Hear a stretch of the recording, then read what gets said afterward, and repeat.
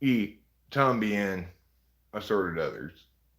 My name's Derek. I'm the host of Talking with Famous People, and today I'll be bringing you all the pedantry you need.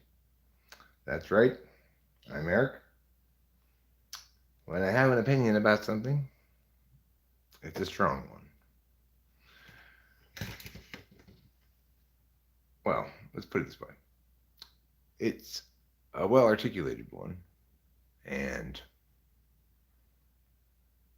argumentationally strong, meaning not easily subject to rebuttal, not necessarily meaning bold. I wouldn't want you to mistake my use of the word strong in that context for meaning either bold or aggressive in some sense. No, that's not what I mean. I mean robust, really. Anyway, as you see, we're already getting rolling into today's pedantry. I'm Eric. I know lots of stuff. I think I'm right about lots of stuff. And people don't like me because they don't like that. That's not very good. You're not right about stuff, Eric. No, no. So anyway, today's pedantry is brought to you by the letter W, this cigarette, and your mom's face, in that order.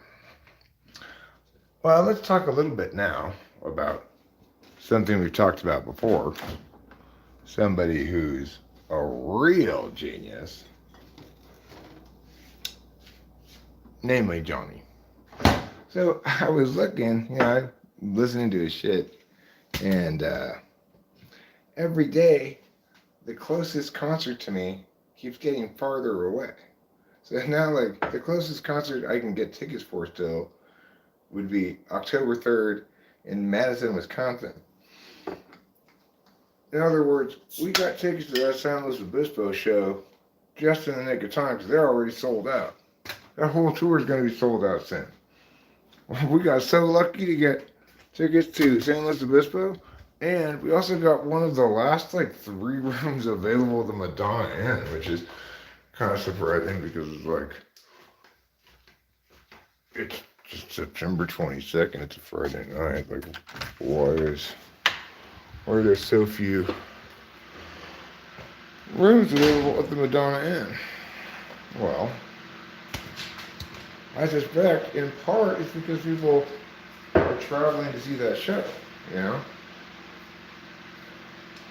Probably not even like a third of the 900 people that fit in that venue are from San Luis Obispo.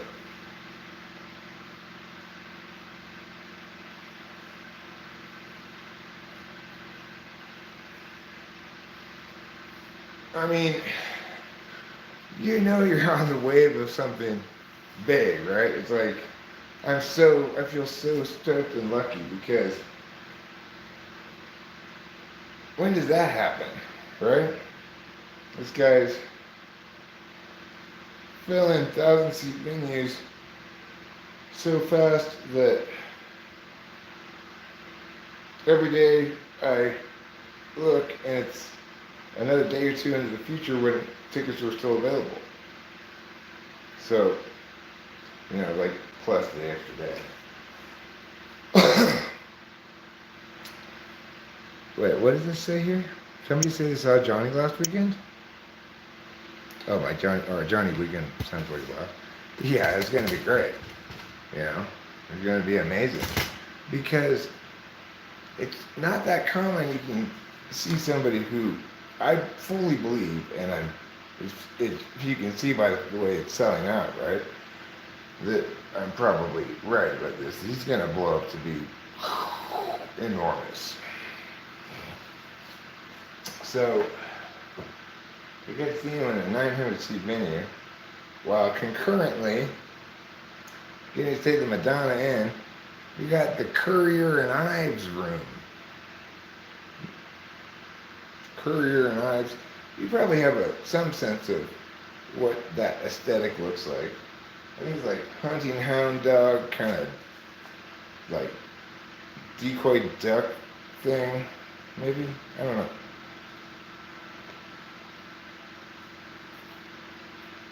It was the cheapest room left available. And it wasn't cheap. And it's not a fancy one, like it's just got one bed in it.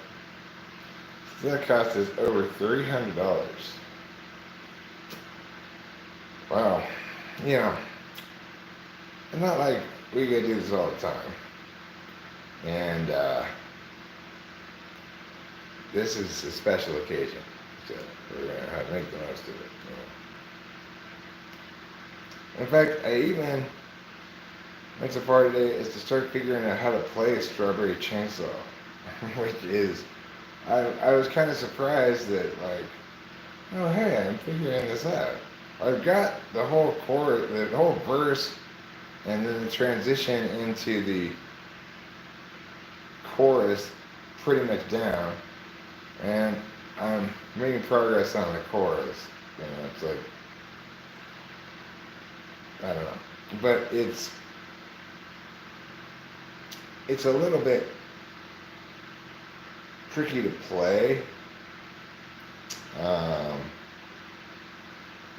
especially and sing at the same time for me anyway. But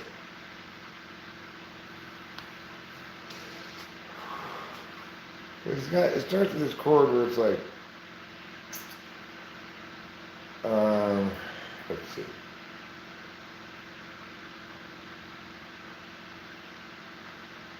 F. It's an F with an E in the bass note up here, right? And then it moves up here, and then it goes to the C.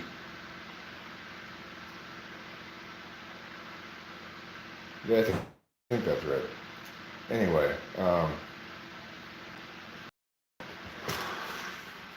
and then in one of the key parts I was having trouble for a bit, well, not very, very long, but it goes from B flat to B flat minor, and then it goes into the chorus. So it's not that hard to figure out, actually. You know, I was surprised it wasn't that hard to figure it out for me, but I'm not especially good at figuring things out, although I almost never try to. So, you know, maybe I'm better at it than I think. Like the other day, I figured out how to play the beginning of Corey's song, Everything. I had figured out his song Angels and Wings before too, but I couldn't remember how it went. I figured out the song Los Angeles by X. That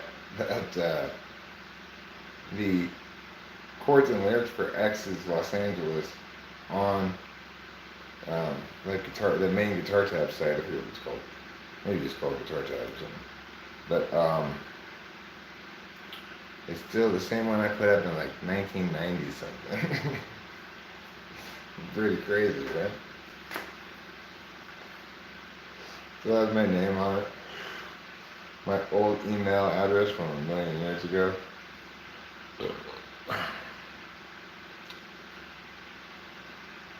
That's one of those weird, like, internet history happenstance things that it trips me out. Like, we're so far away from the beginning of the internet now.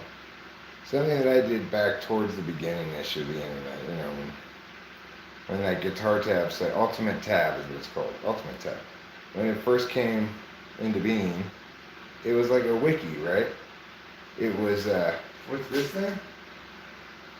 It's what I call the big pusher. You see, it's a big pusher. You can push things with it, like leaves and shit, into a big pile, and then you can sweep it up more easily because it's been pushed into a pile.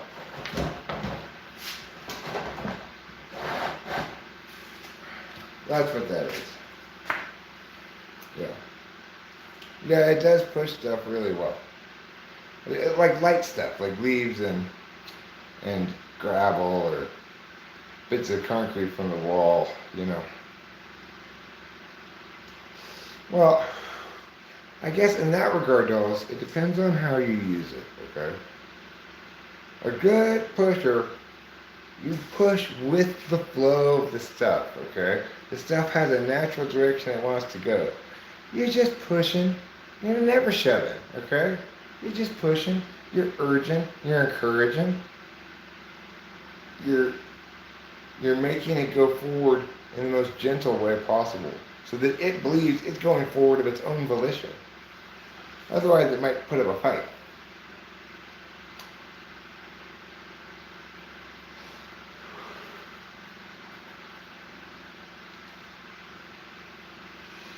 Anyway, I'm glad all four of you were here to hear that, because that was pretty important stuff. And it's stuff you're not going to get anyplace else, probably. An analysis of the art of pushing things with the big pusher. It's not likely a commonplace topic. I mean, how many people have a big pusher as great as that one? I have a feeling somebody made that big pusher. Actually, it did include, he was talking about Pedantry. I went to the store today. You must have been able to tell because I've got these again, huh? Oh, now Rachel mentioned it for or that reason. I got to show you about intuitive leaps, right? You got to be careful because just because something intuitively makes sense. Oh, she must have noticed that I've been out of these for a while, or that I haven't had one of these for a while. It resonates perfectly well with one's intuition, right? And it's like, well, that makes lots of sense. That's why one has to be cautious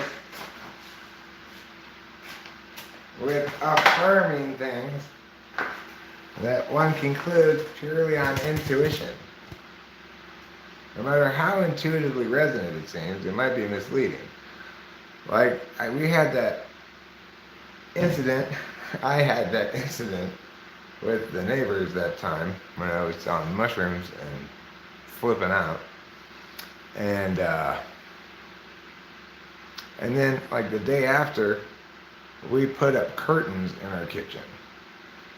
Anybody, even NI-polar, is going to intuit that we put up curtains in our kitchen because now we wanted privacy because I had made a scene or something the night before, right? In reality, the curtains we had ordered before I made that arrived after I made that scene and were on the list of things to do for the wedding, you know? It had nothing to do with that. But anybody would intuit that it did, you know? That's why you gotta be careful with conclusions. Well, nothing's happened. I mean, it's just like, I kind of have avoided seeing them a little bit, and then maybe they've avoided seeing me a little bit. I'm not sure. We haven't really run into each other. Just maybe next time we see each other and I'll wave to them and we'll just pretend it never happened, brush it under the rug. I don't know.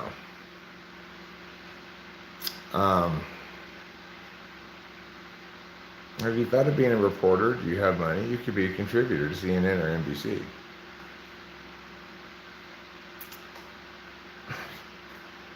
Winston's mom, what you're trying to do there, Bobby, is accuse her of being a liberal or something.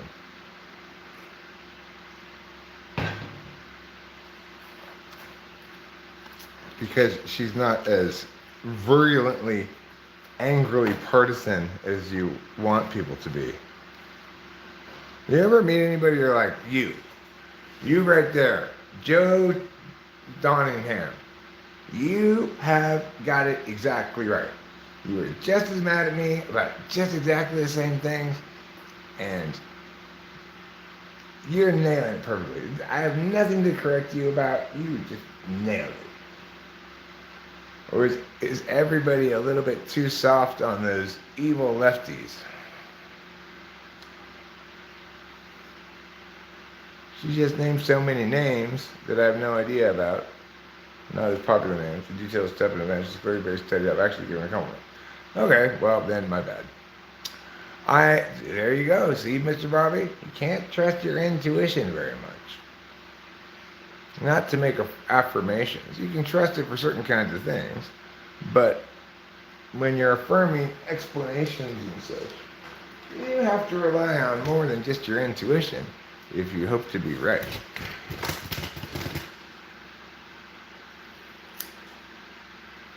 In contrast, take music for example. I don't have to use anything more than my intuition to be correct about it. In fact, I can't use anything but intuition if I'm going to be correct about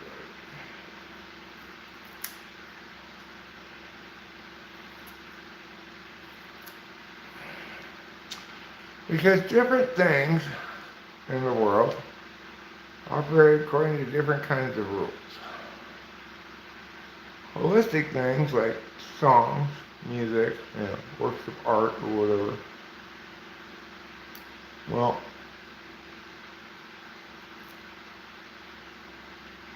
they require,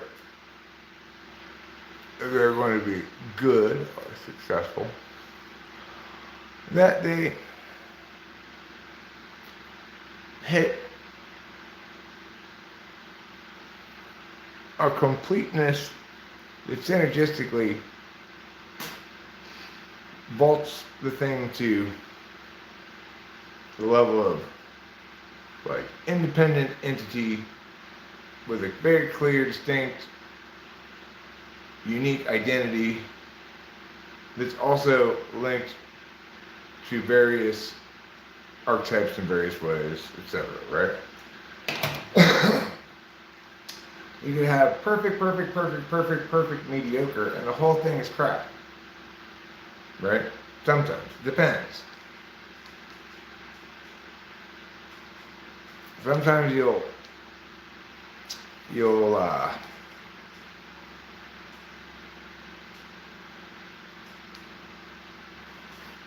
I am the pusher robot. I shove people down the stairs.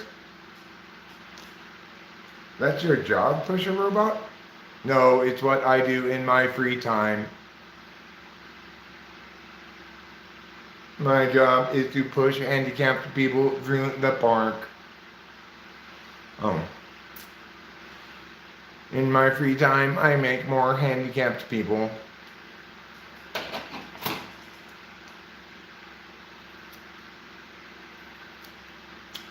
There.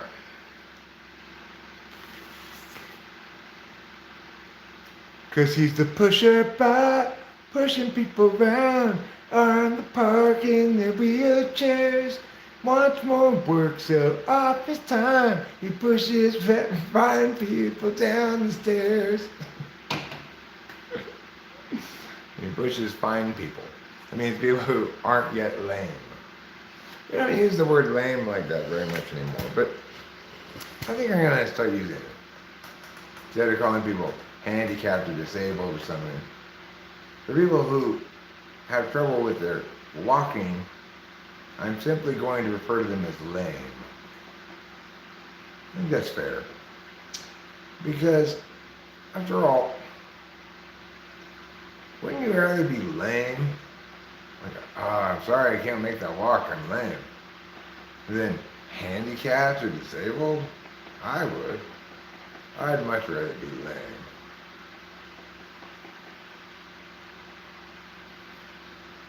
Yeah. So, I'm going to do people the golden rule rather than the platinum rule. I'm going to say, I'm going to do unto others as I have them do unto me. Of course, the golden rule is not a good rule because the proper rule is the platinum rule. Platinum rule is do unto others as they would have you do unto them, not as you would have others do unto you. Because, like, I would have other people listen to me, for example. But if all I did was come on this live stream and listen to you guys, it would be very silent. See what I'm saying?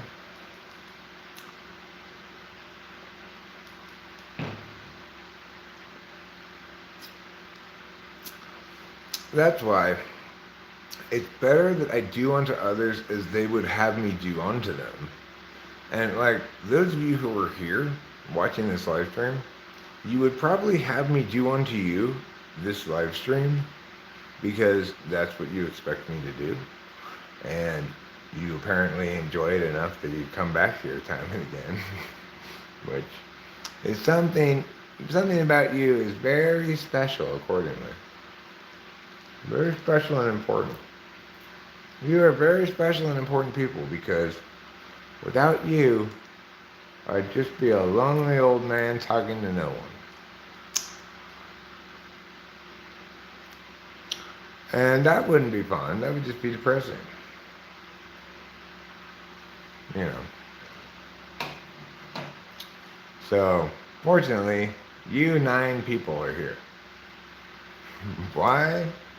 Why is it the case that my audience size is always approximately the same, despite myriad instances of live streaming, that I never actually grow any audience?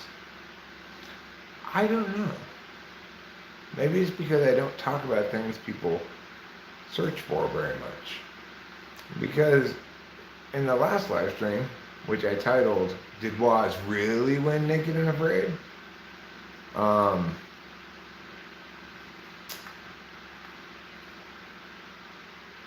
To which some dummy put as a comment, actually Woz already won Naked and Afraid. Lamau. Like, I put in response, pro tip, try watching the video before commenting to avoid sounding dumb next time.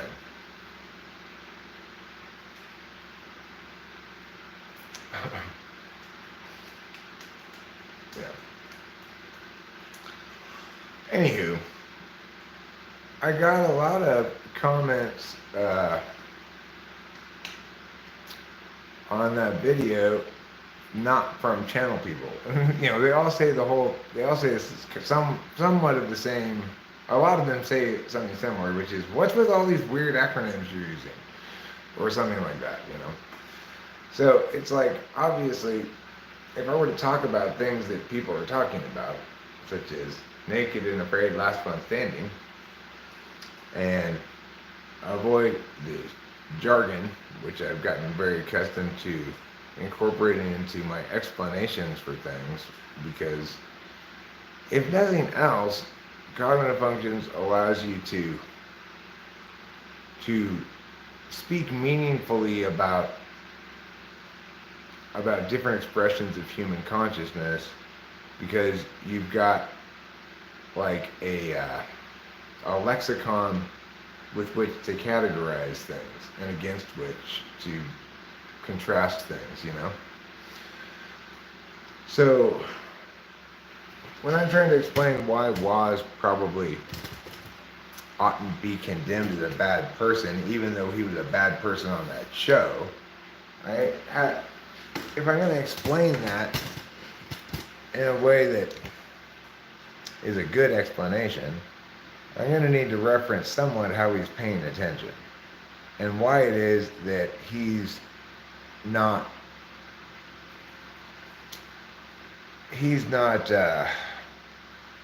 able to see the contradiction implicit in what he's doing, and that invalidates his claim to the moral high ground. I can try to explain it just in terms of the phenomenon itself, right?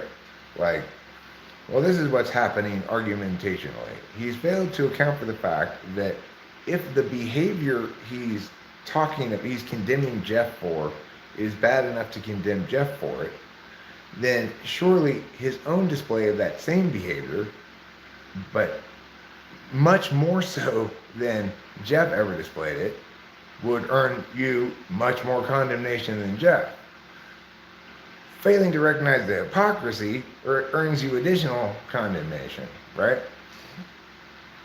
So it's like, if in fact you're going to make the argument that because Jeff didn't want to share we should condemn him as he's a bad person, then you have to conclude that your unwillingness to share with him makes you condemnable and also a bad person for the same reason. You can't change, you can't say, fundamentally what Waz was saying is, because you differed from the way the group originally approached it,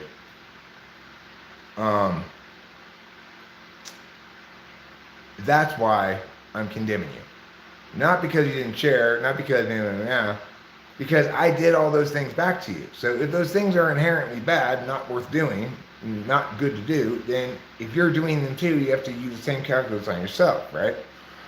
Either that or they're contextually bad, in other words, which is fundamentally the same thing as just saying, well, he went against the group, therefore he's evil. And we know that's not legitimate, so I could lay out the argumentational problems with what's going on there without referencing cognitive functions, no problem. But if I want to, if then, like say Rachel said, like she did in the previous stream, like she asked me if I thought that Waz was projecting it, maybe Waz was a narcissist. Well, then I have to address the question of why is it that Waz specifically didn't see these contradictions, didn't recognize his own hypocrisy, and accordingly believed himself in possession of a moral high ground he was absolutely not in possession of. Why did that phenomenon occur?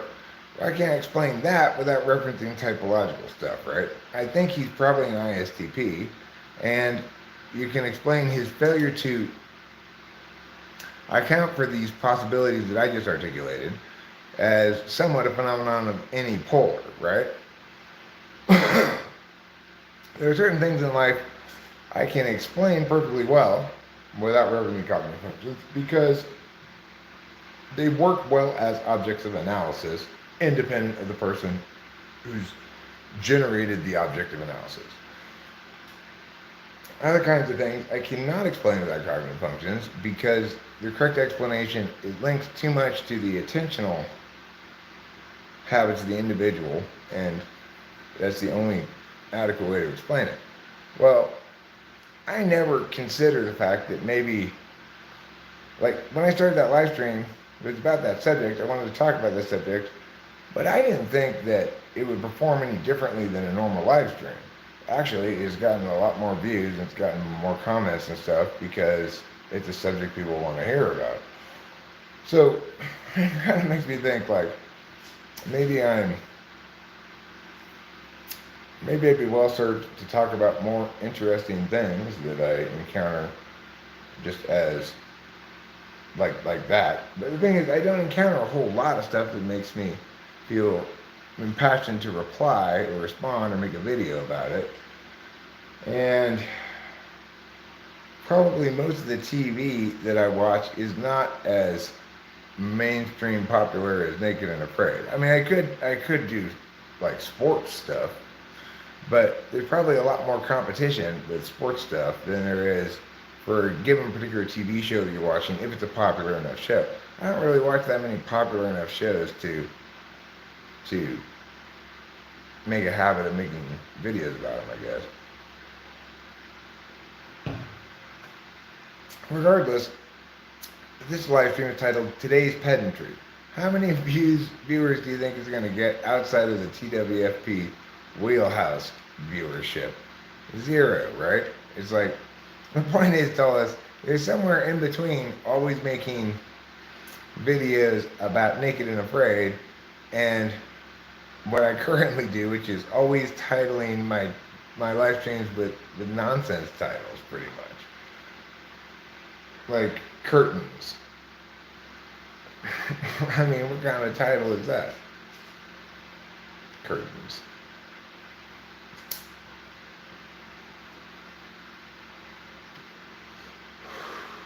I'm sure I've got a live stream entitled Let's Talk About My Poo. I don't think I actually do have a live stream titled that, but I'm sure I have something similar to that. Those titles, they don't function particularly well to bring bring viewership in. It's not the kind of thing that's a trending topic that people might want to watch a video about. I mean, it should be. My boo should always be a trending topic. But it yet to ever be one, actually. And then, you know, if I have a bunch of personality type jargon stuff, people are gonna be like, oh no you didn't. I don't like that. So maybe I should just talk about regular things, and suddenly I'd have an audience, who knows. Talk about regular things. Like, I could talk about Shakira now, but I know that she insanely attempted to have, quote unquote, an open relationship with somebody. You can't it's like, I'm gonna have a baby-free pregnancy. I'm going to have an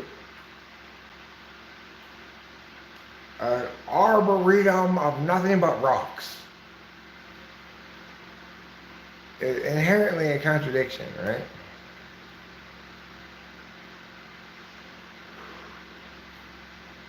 So,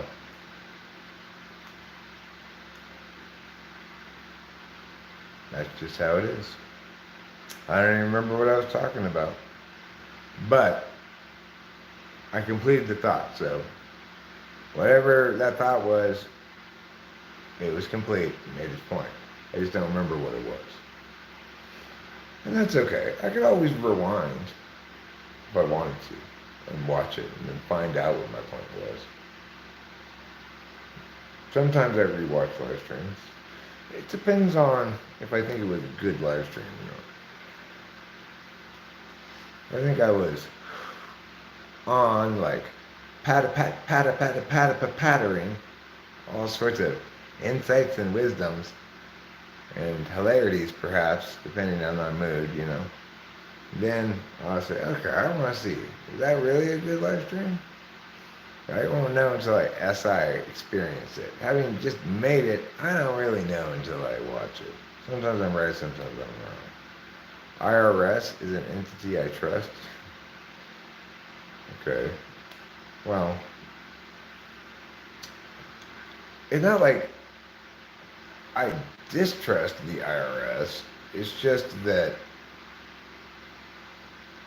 when you've got 16,000 pages of tax code, it's unreasonable to expect anybody to feel certain about what they're doing with their taxes, whether they use a tax professional or not. That may provide them some coverage in case of an audit or something, but you don't really know, right? The tax code is so convoluted.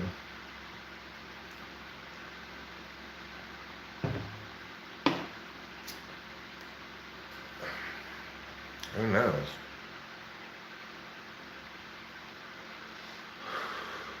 The tax professionals are people who know how to sound confident that they know what they're doing. Really, they have a few like macros they run, you know, basically. They have a few things they do, they've been trained to do, check against. If your taxes are more complicated than that, they'll send you uphill, you know.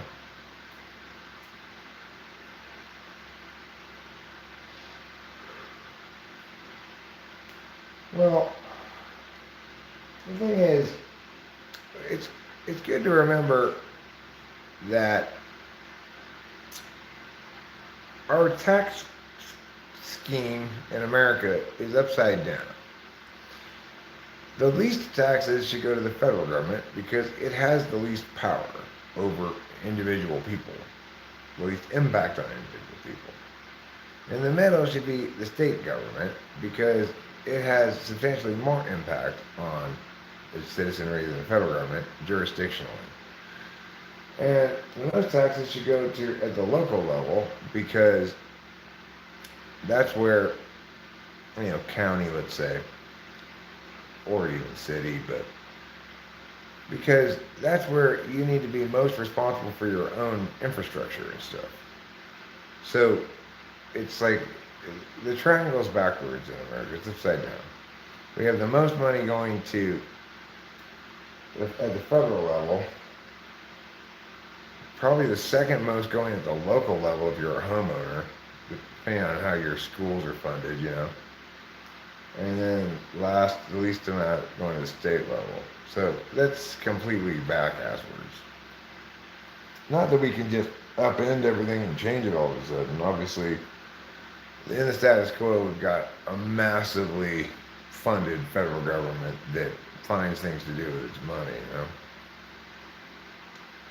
But I don't broadly think it's a good idea to better fund the government because the more funding they have, the more stuff they do, even though they're not supposed to be doing very much stuff. So it's best to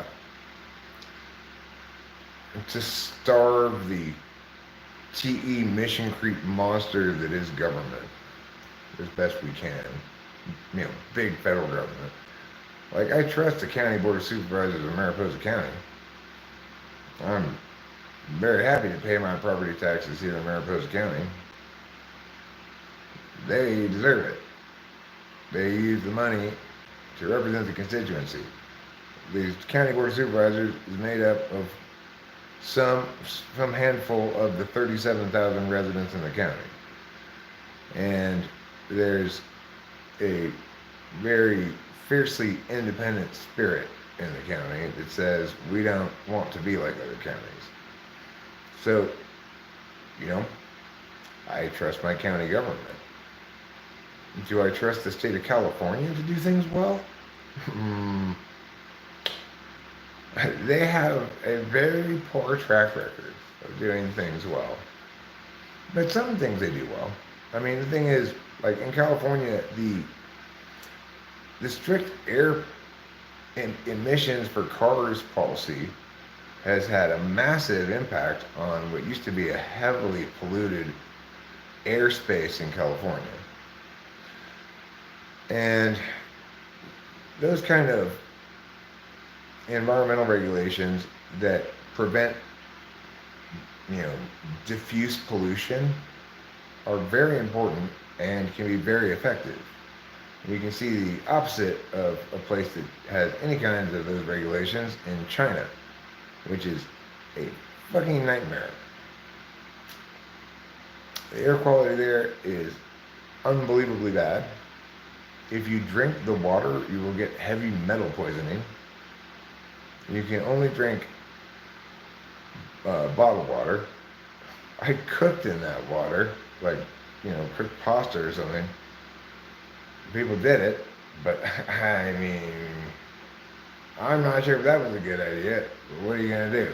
Cook everything in bottled water? I don't know. Everybody else was doing it, I just kind of figured, well, I guess that must be okay.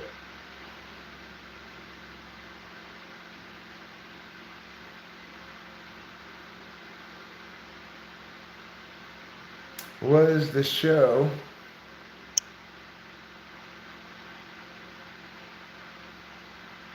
a pump platform or pedant? It was a platform to pump up pedants. That's what YouTube is.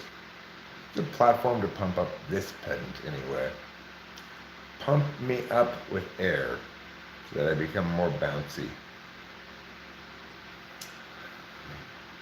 So,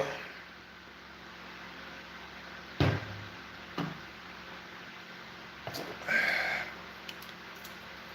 guess one of the messages of this stream is intuition is a double-sided sword.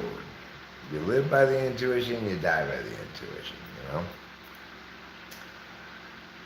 But no matter how good your intuition is, it can be spectacular, perfect.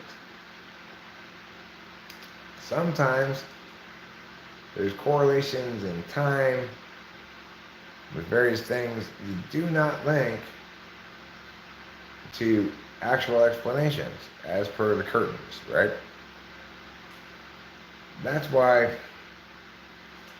you have the best intuition in the world, you're going to be wrong about that.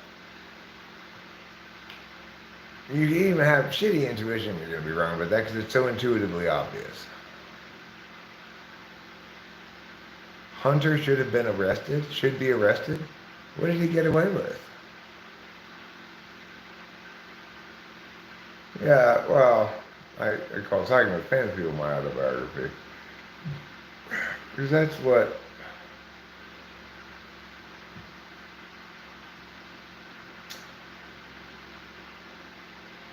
well, I don't think you should be arrested for your parking ticket, Bobby.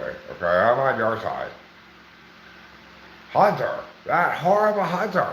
Why do you hate him so much? Like, did he victimize women or something?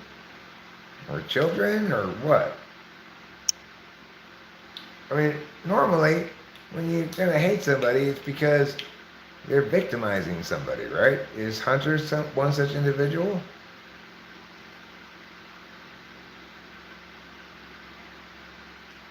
What did he do exactly?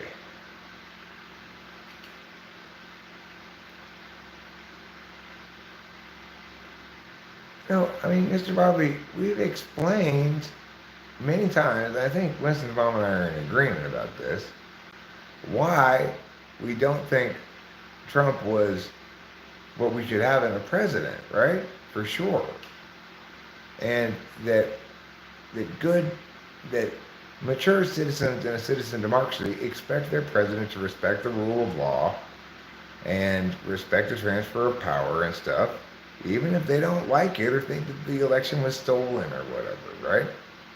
As far as I know, he's the first president to ever resist the peaceful transfer of power. Even Nixon didn't do that. And it doesn't matter if he was right about the election results. Yeah. It's more important to maintain the integrity of the processes of a citizen democracy, like peaceful transfer of power, than it is to subvert that and gain an outcome you think is more legitimate. I mean, the thing is, remember, Bobby, Trump was never able to give any evidence that actually the election was stolen that should convince anybody. He did not file taxes for 3 years, and as part of his drug recovery program, he's not allowed a weapon. He had one. Oh my God. I mean, why would you be mad at him or want him to be punished for that shit, Bobby? He's not victimizing anybody.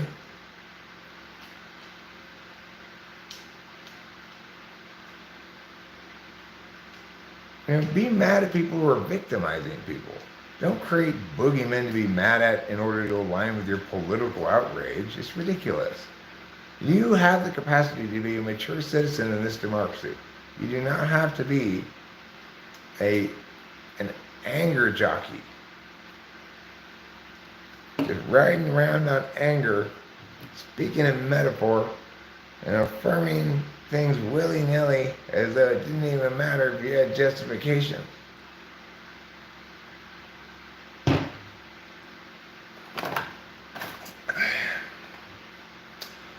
So anyway, now that I've done my daily scolding of Bobby, who of course did not listen to anything I just said. He did not say to himself, oh, Eric's right. It is more important that the president respect the processes of peaceful transfer of power, which have been respected by every president heretofore, than it is that even if Trump were right, in the absence of conclusive evidence, convincing evidence, that he be permitted to stay in power despite having formally lost the election, right? No, Mr. Bobby, look, Winston's mom is not politicking with her emotions, okay? She's doing it like a grown-up, like I am. I don't like Trump, but that does not prevent me or Winston's mom from accurately evaluating both the things that happened on his watch that were good, his strengths, his weaknesses, and what ought to be weighted most heavily in the evaluation of him, most importantly, which is, did he respect the habits of democracy, the processes of a citizen democracy? Did he respect those? Did he respect rule of law? If not, then he was not fit to be a leader, and he did not. So there's lots of reason to feel strongly that Trump was bad for America, but it's also true that he was better for America than Hillary Trump would have been, and that had he won the election, probably we'd be better off than we are currently under Biden. Okay? But that's because Trump doesn't have dementia and isn't weak. But that's insufficient criteria to me to be considered a leader of this citizen democracy. And what you're not responding to ever is any of these points I'm making. Trump has a responsibility as commander-in-chief and president of the United States of America to represent the entire constituency. In other words, all of the citizens, not just the part that voted for him, not just the part that agree with everything he says, right? He has a responsibility to consider and represent the interests of all of the citizenry. He has a responsibility to be a real leader, not a divisive partisan who has just dramatically worsened what was already toxic political discourse environment, as evidenced by you, right? And your inability to engage in civil discourse about things like a reasonable person.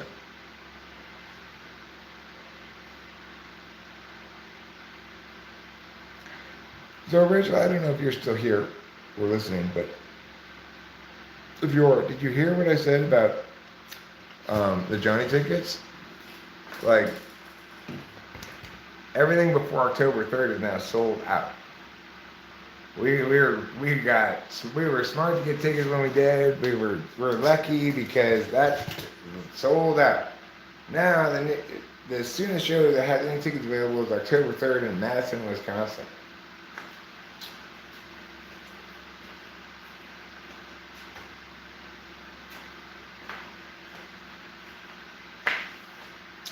And, we're smart to get that room at the Madonna Inn when we did, because now that I'm seeing, like, oh shit, stuff's starting to sell out real fast.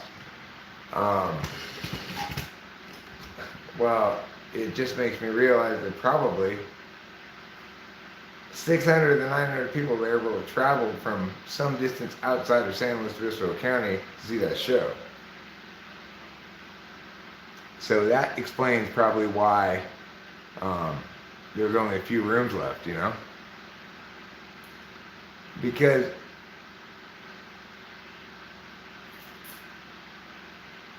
I don't know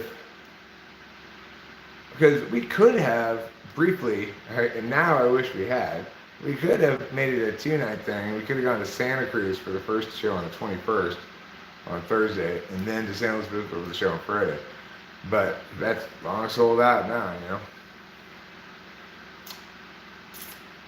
It made me happy when I saw that reality, though, because it's confirmation of what we've been saying, This guy's gonna blow up as big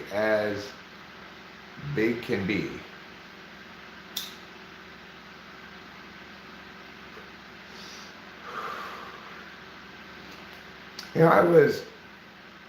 I had a moment of like, wow, where I was surprised that some band and song that Rachel and I were particularly into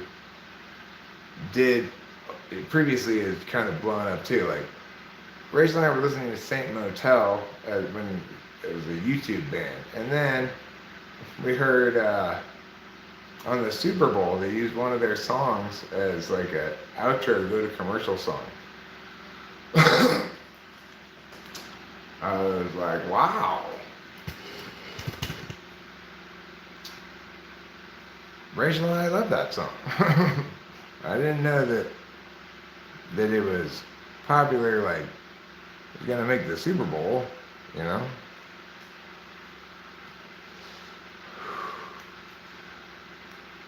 But this is a much more totalizing kind of blow up than I could, that then has happened.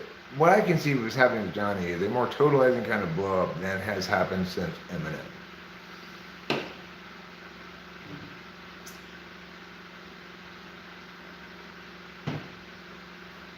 And I think Rachel and I will be correct about this.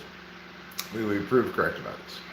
And this is the sort of thing where you should use your intuition to make affirmations.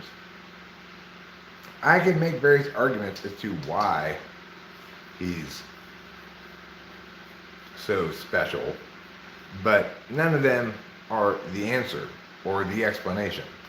It's a holistic thing. You have to use intuition to get it right.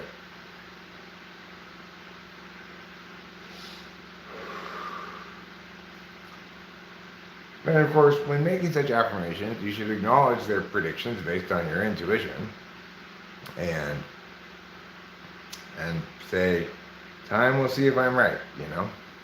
Time will prove me right or wrong. But my intuition has been refined over the years, initially by Corey, and over the last 4 years by being with Rachel. Rachel got me turned back into a listener. I hadn't been really doing a lot of music listening or broadening my catalog of stuff I listened to when Rachel and I got together. She got me listening to new stuff again and watching new movies and just generally appreciating life as from the observing angle of intuition more and less from just the creating angle.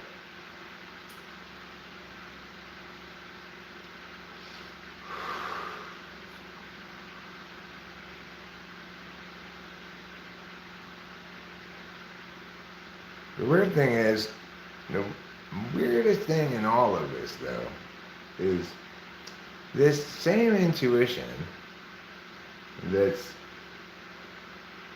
very on point, me and Rachel's both, about music and stuff, has been for years screaming at me that Corey is of an equivalent level of talent. Like, just, he comes up with genius, archetypal, brilliant ass shit, right? And yet, that seems impossible, statistically. That I would personally know somebody with that much talent seems very statistically improbable. I can explain my correctness as simply a phenomenon ensuing from understanding cognitive functions.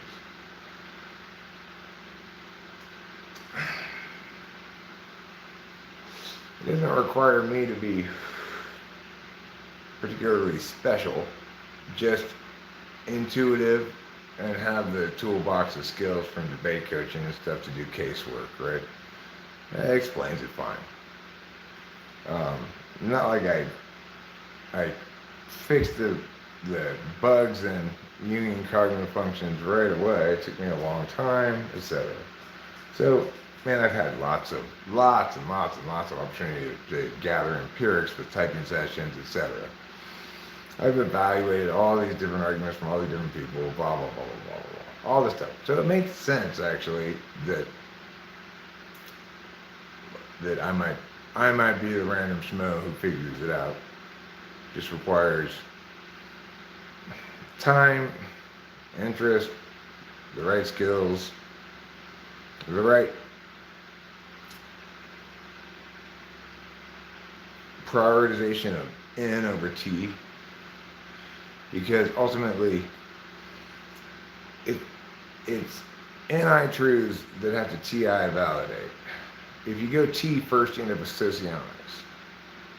This mess of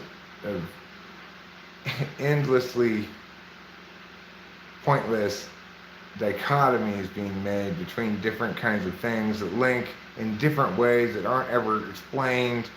It's just like, here, let's taxonomy everything we can imagine. That's just any tool running amok. TI is trying to validate things as they make sense, but it's really checking it with intuition, not with because they don't have the skill set, right? They don't know anything about case building, they don't know anything about justifications, argumentation, or anything like that.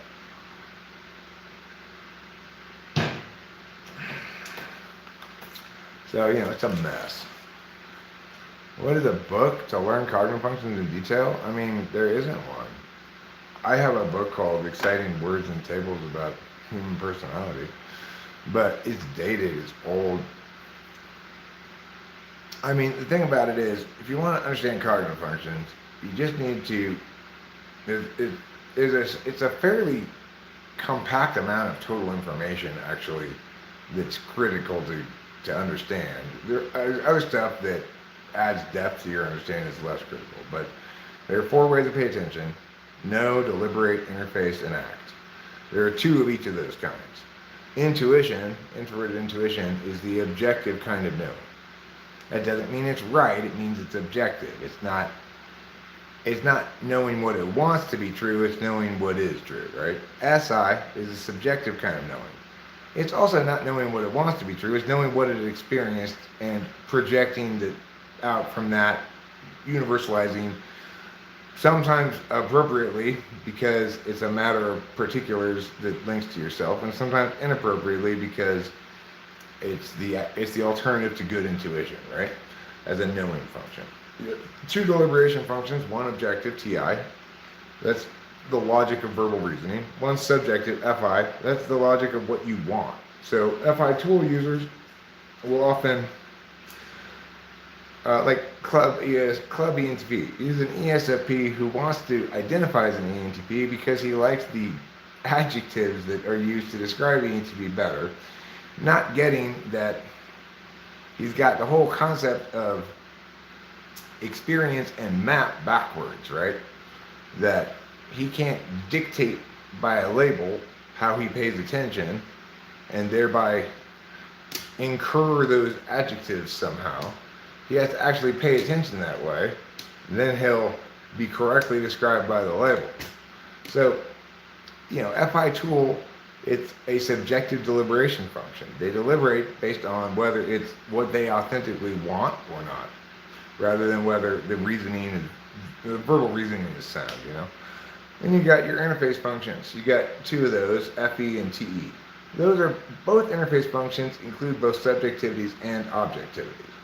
TE is basically more subjective because it deals with the logic of things that aren't universal logics, like how a refrigerator works, how this company works to make money. Winston Mom has pointed out in the past, somebody said it's like, you might call it business logic.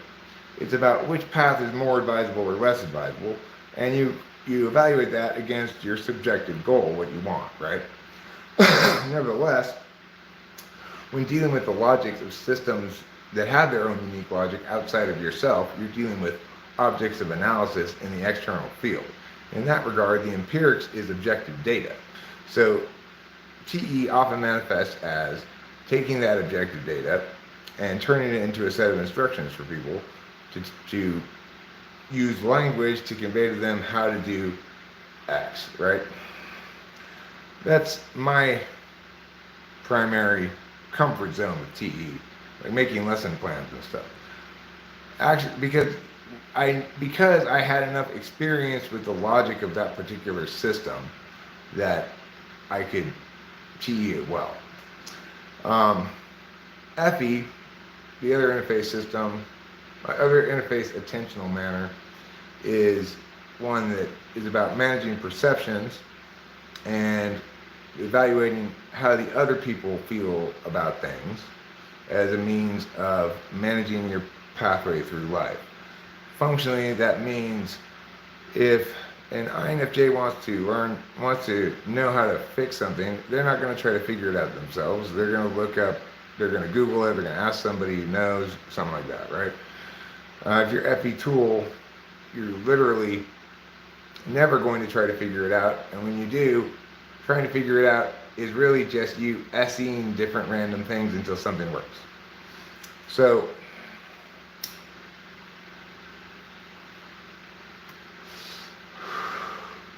the subjectivity, of course, in the FE element comes with the fact that it's dealing with subjective data, other people's emotional states and other people's perceptions that only they have access to.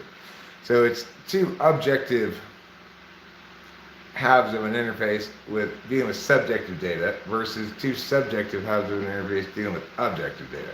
That's the difference between FE and TE. Then you got your action functions, SE and NE. SE is like checking things off a list, actually following through and getting things done. When you talk about it in an intentional manner, it's paying attention to how you're hitting the concrete on the ball so you can chip it more, like recognizing the feel of hitting it. This hardness is the hardness that's most likely to make it chip off or something like that, right?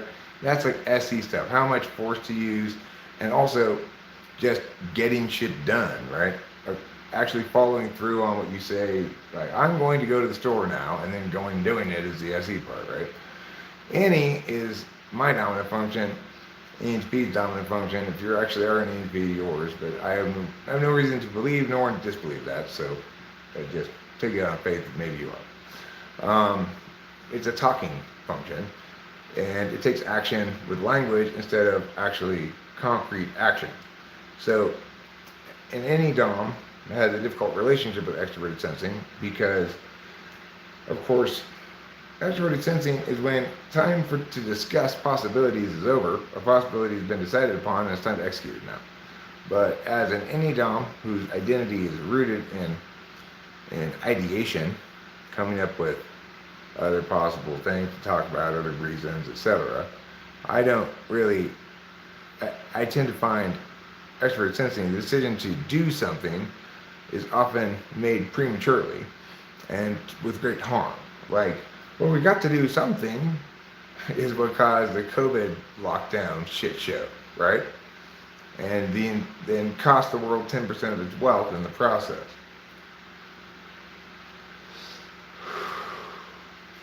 So that's my relationship with extroverted sensing. And INTP or an INFP has an even more challenging relationship with extroverted sensing because their tool function says whenever faced with a problem, the solution is never to do something, it's always to ideate more.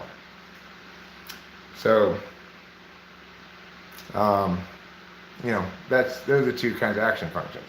So the other thing to note then, now that we've gone over, there's 4 kinds of functions, and there's 2 each of those kinds, right?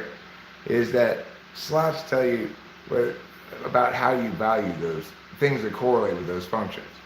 So your odd numbered functions are absolute values, your even numbered functions are instrumental values. So ENTPs, we're very logical, we use logic all the time, but when it comes down to it, we don't really care. Like, I never correct Rachel if I think she's being illogical or something, unless I think maybe she's using a word wrong and doesn't know it. Like she used swarthy to mean like unsavory, which I used to think it meant that too, but it actually doesn't. So I'll correct her on something like that. But if she's using her intuition, I'm not going to say that's not logical. If something's unfair in her favor, like she's worried about it, that she's been crashing out all day, and I did a bunch of cleaning and stuff, right? But I'm not worried about it at all. It never even crosses my mind. We're both doing what we want to do. I wanted to put a handle on these things. She wants to crash out, and I want her to do what she wants to do. And I don't ever think about things like in terms of fairness like that, right? is not important to me as an absolute value unless I'm faced with dramatic unfairness, in which case I'll say, okay, what's going on here? And even then, only maybe if it's something I care about. So, because actually FI is the absolute value. It's super unconscious, but it kind of drives the show. That's seventh slot. For an ENTP, ultimately, we're kind of babies in our emotions. We expect and want to be happy all the time, cheerful, not experience any sad feelings or anything. When we do have sad feelings, we're quick to forget about them, and etc. etc. Well, you know what then, baby? Take another couple gabapentins, take a couple allergy pills, take another full Klonopin even. You might have to skip a day tomorrow, but at least if you get a full night's sleep tonight, crash hard, then you won't be stressed out about it in the morning. So for ENTPs, the absolute values are NI, which is to say relevance, the truth, the singular, holistic, synergistic pop of things. Extroverted intuition, originality, which is to say, I don't want to, like my friend Corey wants to come up and talk about various thinkers we admire. I don't ever remember who said what I read, right? It doesn't matter to me. I only evaluate things in terms of, well, this is the argument being made, and I take a negationary approach towards everything as my strategy of scrutiny, right? So if it survives my negation, then it's worth something. But for somebody like an INFJ like Corey, who doesn't know anything about cognitive function, who inherently, accordingly, is projecting his frame of reference onto the world, he thinks that there's something wrong with my approach towards intellectual matters because it's not open enough, that I don't read it with my intuition enough. Of course, with intellectual matters, like Jung did a great service to the world intuiting cognitive functions, but he did a very shitty job of presenting a model that anybody could do anything with, because he was using his NI too much and his TI too little. Then you get some TE fucks come in, Myers and Briggs. They just fuck it up even worse by trying to make it a useful tool for businesses to determine how to do human resources. But of course, it could be that potentially, but they'd have to have gotten it right. And their test is horrible. It does not do a good job of actually determining what someone's type is, because you can't type somebody like that. You can't type somebody with a multiple choice test. You're just saying all the people who use FI tool are going to self-report the answers they want, and we're going to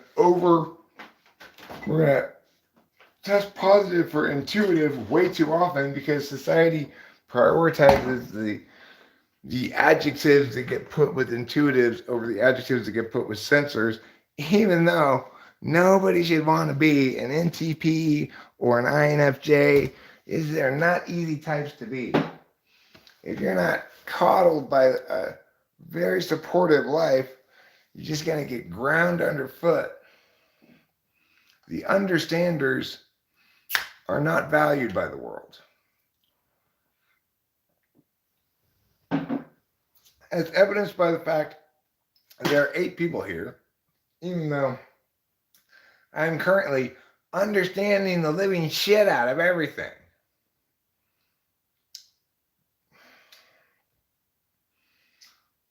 But, it's not a good way to be if you want to be prioritizing your own interests. You can't understand everything objectively without understanding yourself objectively, which does not mean you're prioritizing your own interests.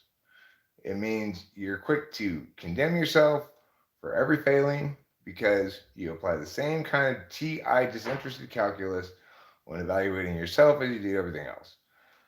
It tends to lead you to places of self-loathing at times, and certainly it's not conducive to you ever understanding what's going on until you learn about cognitive functions. Without cognitive functions, it's just like, I don't get it. It's like, I've got this job and it's the perfect job for me. I'm a debate coach and I'm winning all these tournaments. We're kicking all kinds of ass.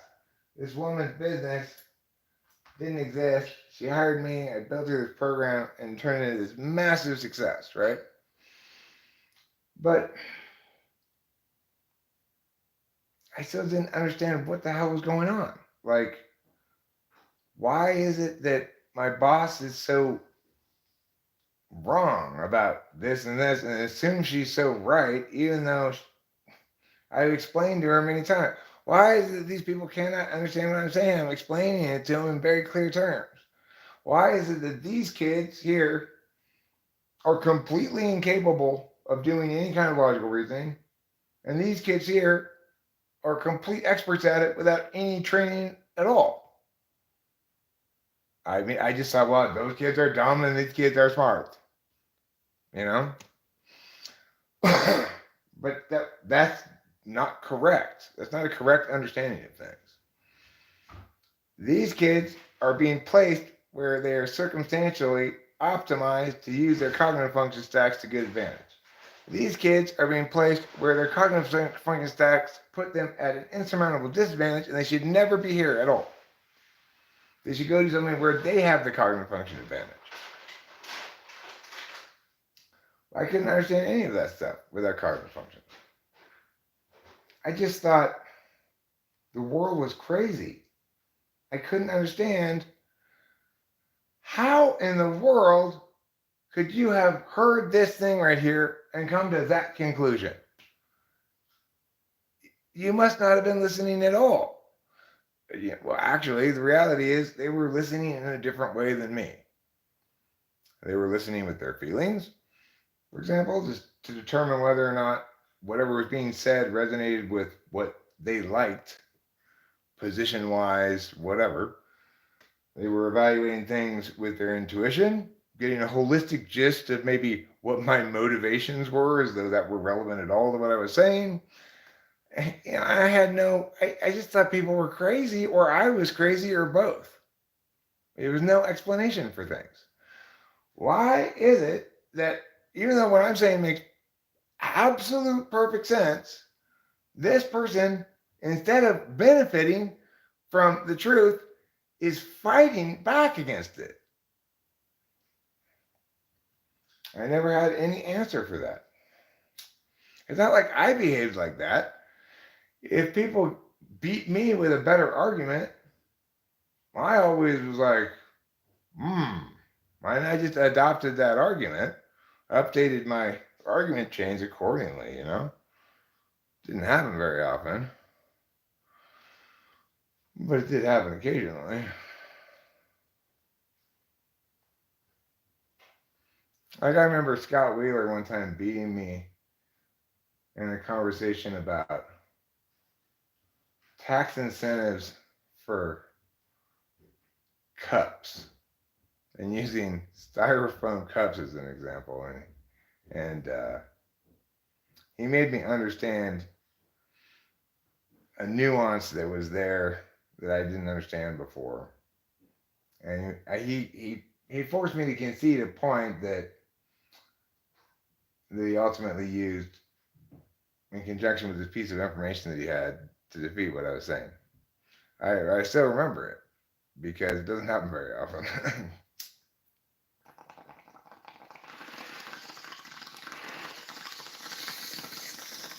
By and large, I beat Scott Wheeler in every argument, even though he's a better debate coach than me in terms of sustaining top level success for a long time. I mean, my program was very much top level success at the middle school level. For years, one of the top 5 programs in the country. Uh, but he's done it at high school with Peninsula. He's got multiple national champions at the high school level. He's a hell of a coach. But he's still an ESTJ, and he never could really defeat me in arguments because he never really believed that any specific argument was the winning argument. He always believed that arguments were things you do in a debate round, plays you run, and like a quarterback, but that there was always an answer to everything, and that all answers were fundamentally equal. It's just a matter of how well you impact it, how well how much your technical skills as a debater render it more or less powerful. He didn't seem to get that some arguments are inherently more powerful because they're true, because it's anti-polar. And debate has few enough people like me that technical coaching like that is quite successful. Because even if you have the better arguments, if you're not technically if your debaters aren't technically as on point, you could very easily still lose the round. You got to be as technically on point as they are and have the better arguments. What you don't have to do, though, is get good speaker points. So I never coached. You're not hidden again, Anubis. I see you. I see you with my eyes. I see you with my ears. I see you with my lies. I see you with my tears. I saw many typers ENFP because she has a good amount of any, but I still doubt it. Who are you talking about?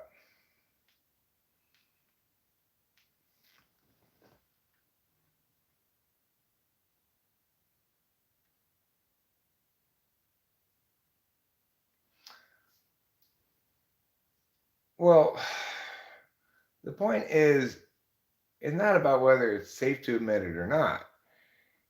If she's, let's say she's an ESFP, FI tool, she fundamentally is going to use her tool function. What do I want to be? I want to be the smart, creative type that has all the accolades for being so intuitive. And I want to have solved the problems of being an ENTP as well. So, I don't suffer from getting shit done. I get shit done no problem. And I'm an ENTP. Isn't that wonderful? That's the next thing to understand about cognitive functions is that everybody is their first and second slot functions, and their other slots are just the implied relationships with those other possible ways of paying attention that are necessitated by the fact that your dominant function occupies the primary core of your identity, NE for me. The secondary function operates as your primary instrumental identity. So your absolute identity, your instrumental identity. In order for me to have an absolute identity of extroverted intuition as a value, that it has to be at least this, right? Well, then I have to have introverted intuition as an absolute value as well, because extroverted intuition, when it's not working instrumentally, only works when it resonates as NI true. When it's working instrumentally, it doesn't have to do that. It can simply negate. When it's operating in the third slot, like say an ESTJ, they use extroverted intuition to simply think about all the possible ways that their plan could run up against problems or be interfered with by reality in some way. And they don't do much, if any, weighting of their ideation. They don't say,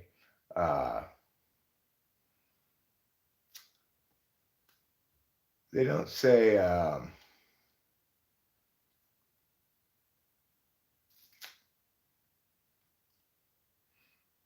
like, okay, well, this potential threat to my plan, I can't account for every possible threat, so I've got to eliminate unlikely ones from actually trying to do something about them. So, like, my dad had insurance for his insurance, right? By and large, insurance is a terrible deal, a terrible buy. The actual risk of things happening are is not nearly as significant as an ESTJ thinks. I don't remember my dad ever really using his insurance for anything either. The only insurance he used, and this one, this is the counter example that shows the limitations of intuition, right? He purchased a long time ago long-term care insurance in case he or my mom got dementia. He first did he paid into it for years. He had hundreds of thousands of dollars paid into it. And then when my mother did get dementia, she did need long-term care. And in fact, that insurance paid for half of the cost of that long-term care for the entire duration of her dementia through her hospice stay, and ran out 6 days after she died.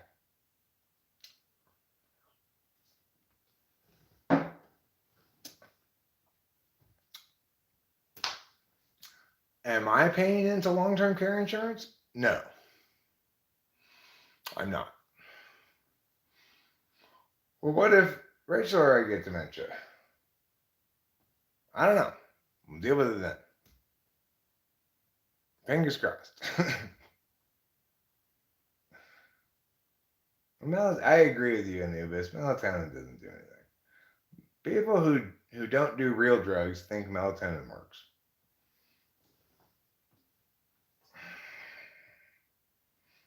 You know, people who don't do real drugs have all kinds of crazy notions about supplements and stuff, you know.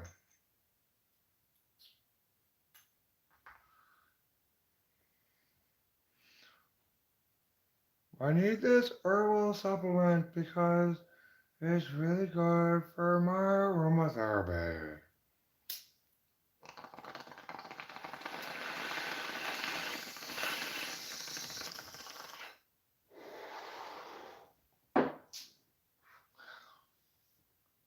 I got an herbal supplement for you. It's my fist right to the kisser.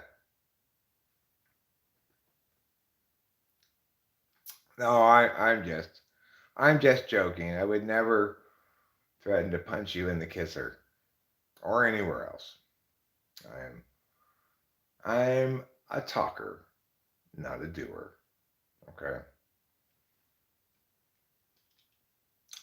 And you know, sometimes talking don't work against doing.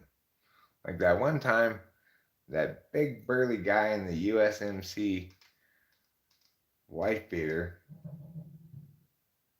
What is that sound?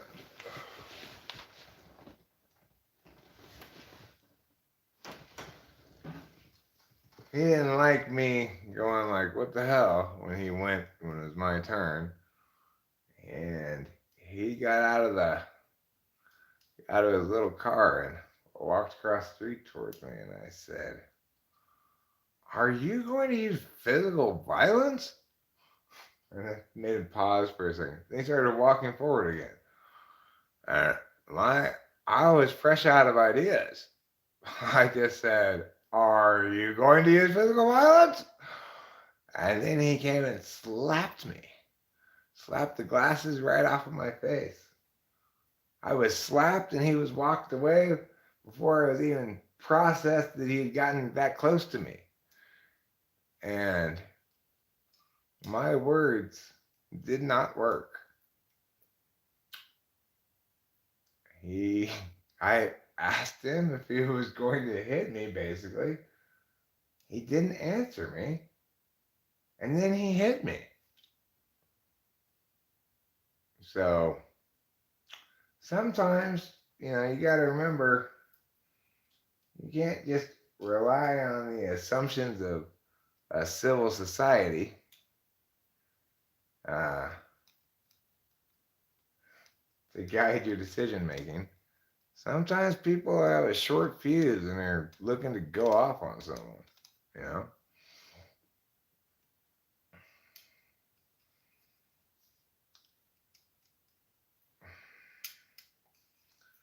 Well, yeah, maybe it does something. Like, for example, my diet does something to my weight. I vary between about 180 and about 185 pounds and have for years. When I eat a whole lot more, I might push 185. When I'm barely eating at all, I might touch down to 180. Very little change in weight, regardless of the diet. And yet, you're right, it does something. My point is, melatonin's like that. Um, True, not eating makes me lose weight. Or let's put it this way is better. True, eating more makes me gain a little bit of weight, but it's diminishing returns, and it certainly isn't determinate as to the question of how should I get fat? That's not a good way to get fat. I've proven that many times over. So melatonin's like that. It may technically do something to make you sleepy, but it's not a good way to deal with a sleep disorder or a problem sleeping, unless it's very, very mild, you know?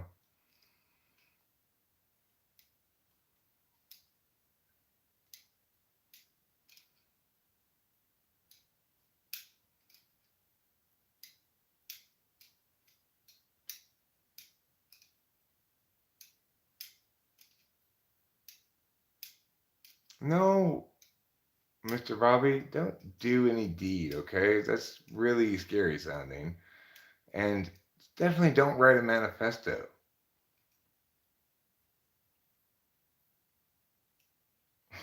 Lobotomy should work for insomnia. Unfortunately, one of those instances where the cure is worse than the disease. Wow. Aren't afraid. It's generous of her to delete it, Mr. Bobby. Yeah, you shouldn't have typed that. That's not. If you're serious, then don't be, right? If it's a joke, you need to understand the way text works.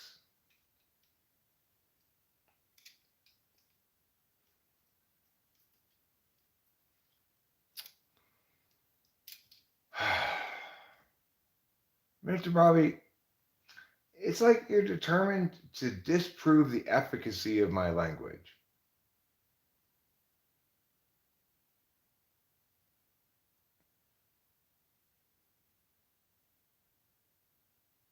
Right. Well, that's not making it better.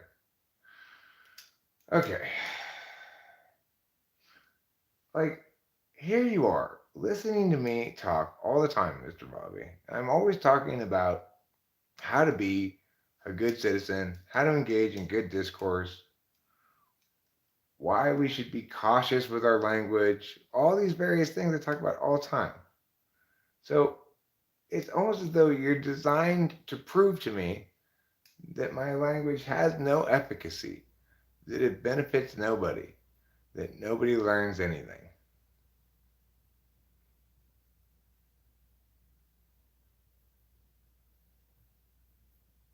Well, I mean, the thing is, what I would say in response to that is I just clip that last little bit I just said right there. Here I am consistently telling you how important it is to use discourse well, to be reasonable, to not politicize with your emotions, etc. To not forget that we're all part of the same team called America, to not become one of those horrible partisan outrage monkeys, right? I'm always telling you this.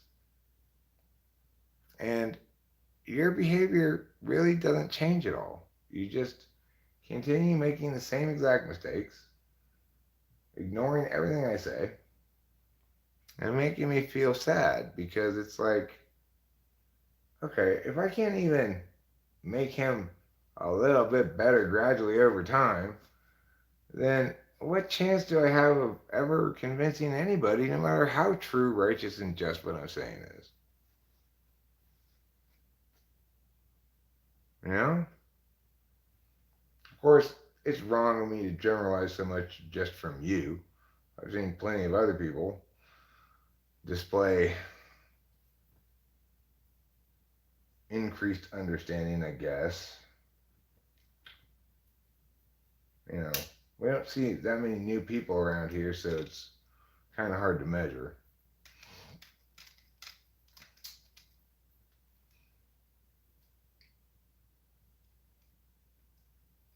I know, I've said that many times, Jeremiah Fix. I've said many times, complaining about a problem without proposing a solution is called whining. Obviously, nobody likes whining. But of course, that's reductive because the problem is you're engaged in destructive mythologization. You don't want to deal with the world as it is because of for whatever reason. I don't know why, right? I'm not sure what it is that's causing you to be so angry. But because it's difficult to be angry at just your particulars,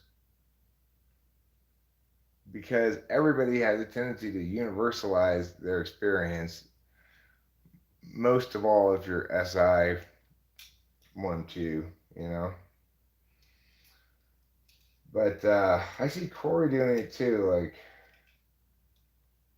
converting his misery into this mythologized rage against the world.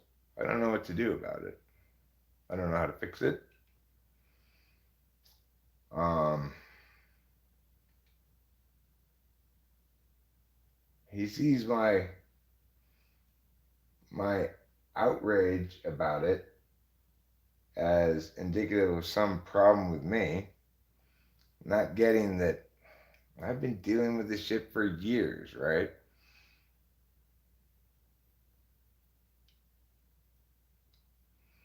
I'm ENFP, but this David Batterina guy thinks he's INFJ, and it makes me lol so hard. First time I read that, Brian Moore Thomas, I didn't read it with the lol. That's why I read it out loud.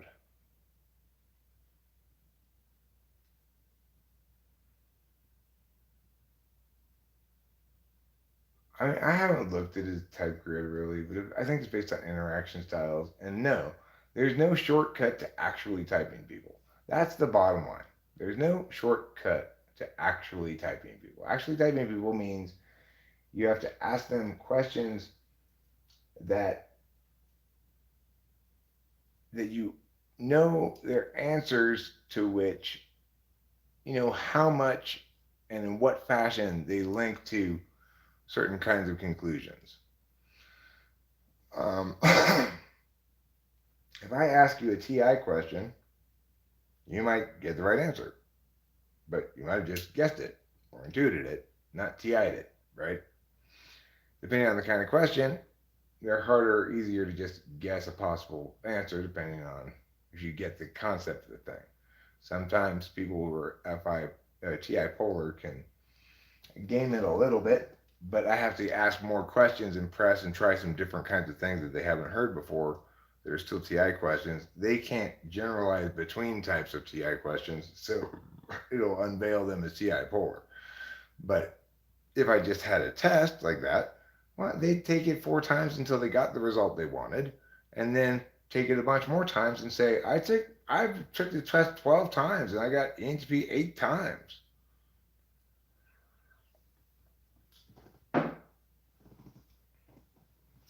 Even if it were a better idea than interaction styles as an engine for typing, which interaction styles is not a good idea as an engine for typing because people interact differently with the same type. Well, what I said is if I can't make any progress with you, it's like if after all of these times you come in here and I say, look, how about try mature discourse? It's not so like negativity focused, right? You're always focused about why we're powerless. Nobody can actually speak the truth and be heard. Mainstream media, lies, they, I keep telling you, that's not a good way to do things. You're not going to make any friends or influence any people. You'll just make people, at best, you'll trigger them and make them mad, which I suppose might give you some satisfaction, but shouldn't. That's not a healthy way to interact with people. Note that Bobby's interaction style in this environment is frequently provocative. Let's just say that, right? And that tells us nothing about his type.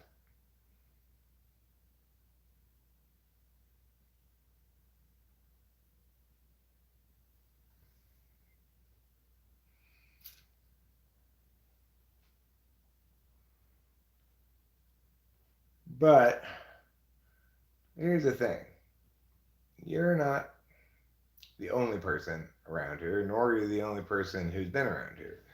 There are probably plenty of people who've watched one or more of my videos at some point, never left any comment or visited a live stream, who picked up some piece of information from it that they found useful, um, that informed them in some way. At the very least, I can demonstrate consistently what good discourse about politics looks like, right?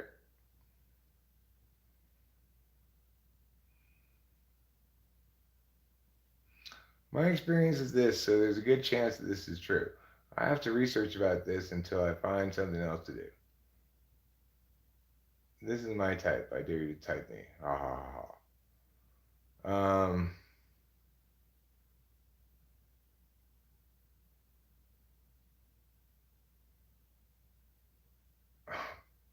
Just based on that statement, that's insufficient information to type somebody.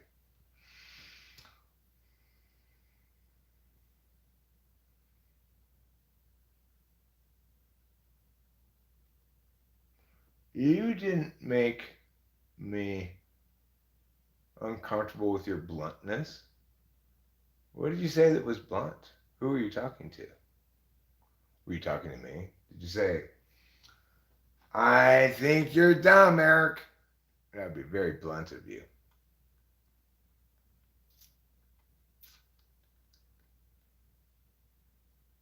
I don't even know what's on my channel, but yeah, my INFJ girlfriend and I cannot see him being INFJ. Cannot see who being INFJ. David Batterina. I don't know who David Batterina is. Imagine an HB being uncomfortable with bluntness. Yeah, I'm not particularly uncomfortable with bluntness, but it depends what you're being blunt about.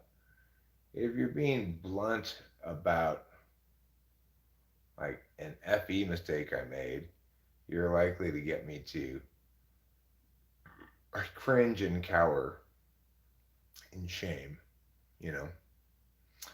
If you're being blunt about your dumbass opinion about something, it's like, it doesn't matter how bluntly or smoothly you deliver your bullshit, I still recognize it for what it is. Namely, the shit of a bull. The best thing is to not complain and stay stoic, in my opinion. Well, depends what you're talking about, right? There are circumstances where it's appropriate to complain. Uh, but whether or not you should actually do so is kind of a separate question. Whether it's appropriate to complain. There are plenty of circumstances where I've had where it would be justified to complain. Yeah. I read about the law the first time. I was like,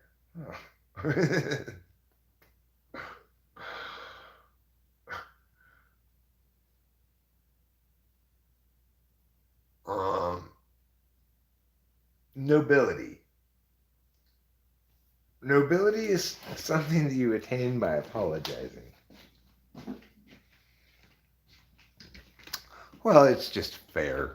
If somebody's if you're wrong and you're like, hey, you stole my sandwich. And it turned out it was really Steve who stole your sandwich. Then you should definitely apologize to Joe for accusing him of stealing your sandwich. You should say, you know what, Joe?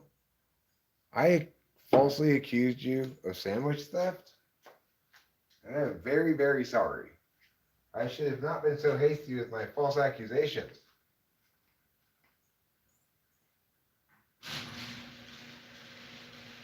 I will know in the future that I should not rely so willy-nilly on my intuition regarding things that require evidence.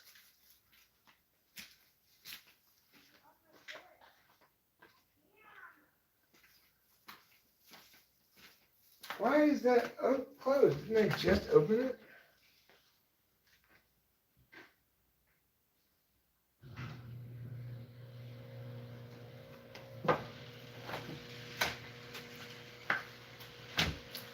Well,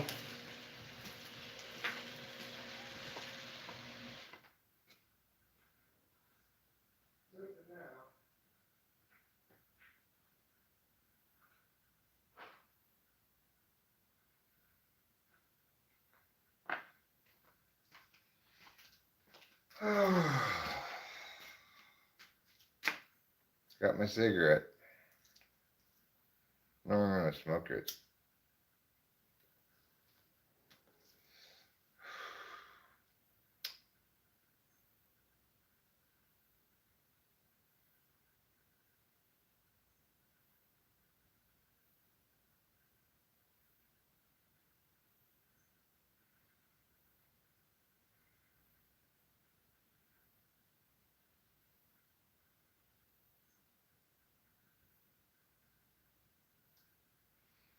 This is called the Silent Cigarette 6. It's a 6-minute period of time in which is mostly silent reflection by all parties present,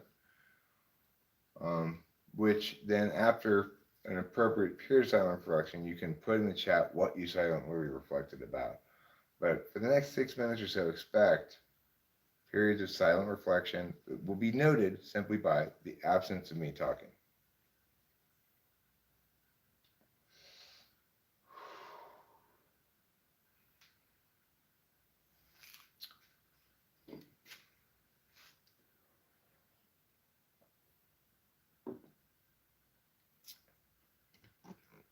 Oh, really? You were silently reflecting about that? I'm surprised. I expected you to silently reflect about something else.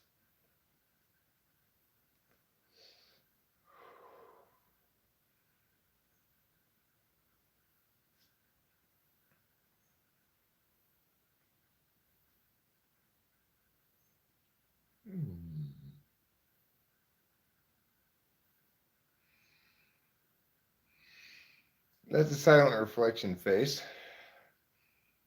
You may have been silently reflecting on that, or you may have been typing your previous silent reflections into the chat, which at this point would be acceptable. There have been sufficient periods of silence that you may have already silently reflected, like 2, maybe even 3 things.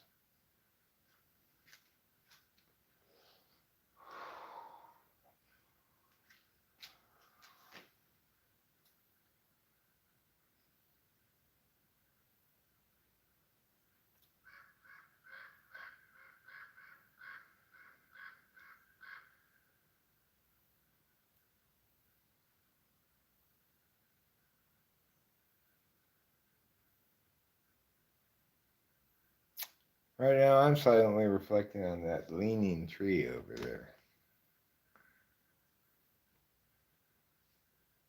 Oh, you leany bobini, I'm thinking to myself. Why must you lean? Do you see which tree it is that leans? I'll go show you.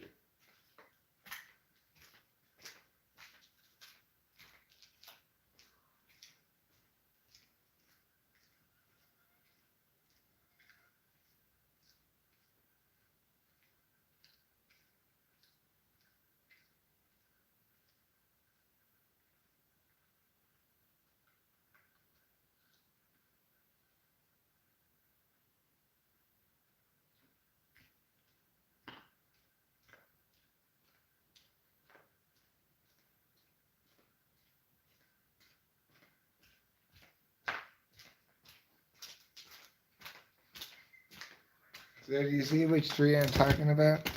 Which one's the Leany Bobini? It keeps leaning. I wonder if it's scheming to fall over. It does not appear to have died. It still has branches with green needles on it. So maybe it'll just kind of straighten itself back out. I don't know. Well, yeah, I can't help but be worried that it's less structurally sound than it was prior to breaking in half under the weight of the snow this winter.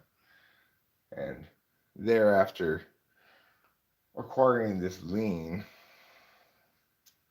Perhaps it drank a cup of lean, which apparently is some mixture of cough syrup and something that, like, rappers used to drink.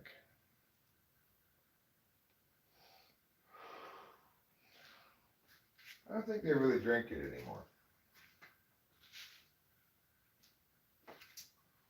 Do rappers still drink lean?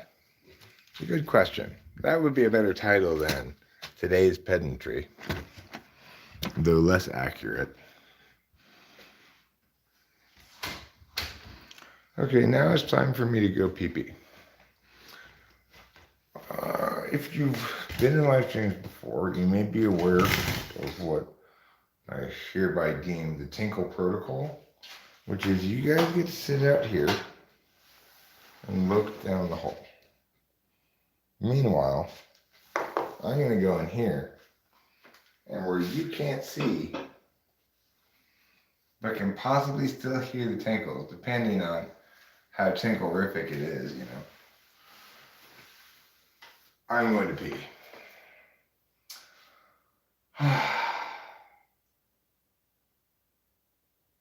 This is the best toilet in the house. It's nice and tall. Nice and big. It also doesn't have anything right around it. You know, there's plenty of elbow room. It's a good toilet. It's the kind of toilet you want to take home to mother and say, look at this toilet. Isn't it cool?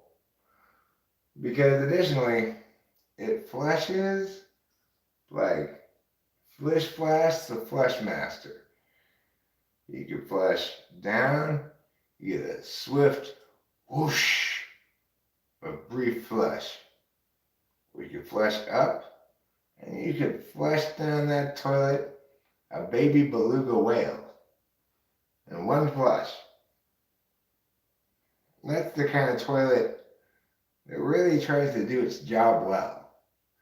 It doesn't try to fuck around with saving water too much, you know.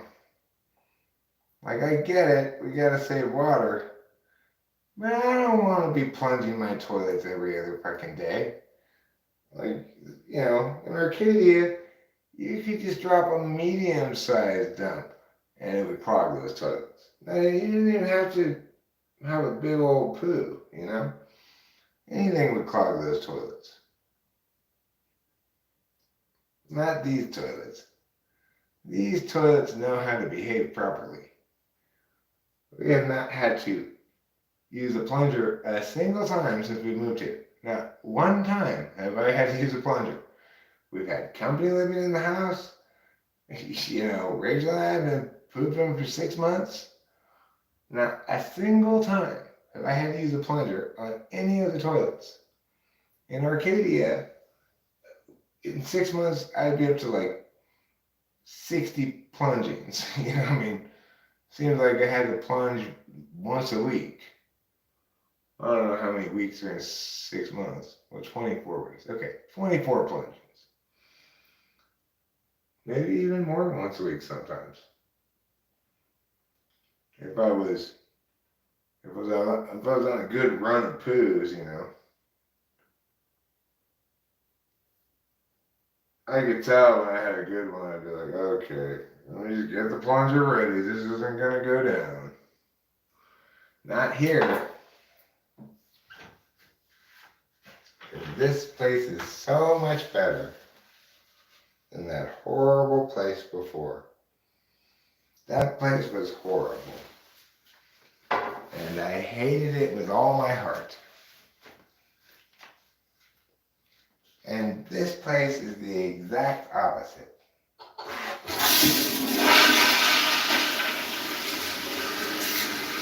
Yeah.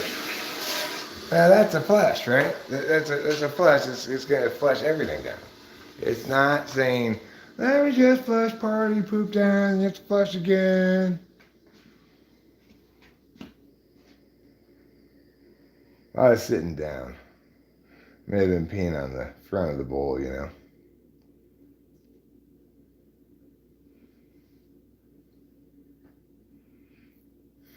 I'm reading sociological relations. This quote reminds me of Liz and Corey. In these relations, you value an attitude of the partner, but not his or her achievements.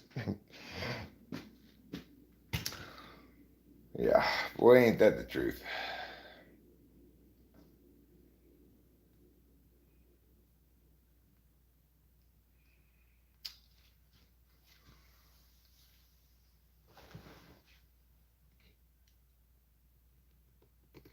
But yeah, because I sit down,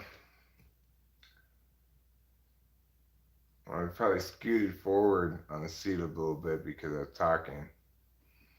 Probably was hitting the front of the bowl, which is going to silence your tinkles substantially.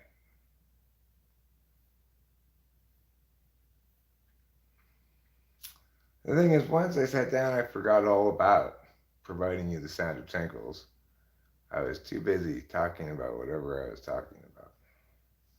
Oh, I left my beer in there. That shall require me a brief return to the bathroom, from whence I shall return with said beer. You can watch me go like this.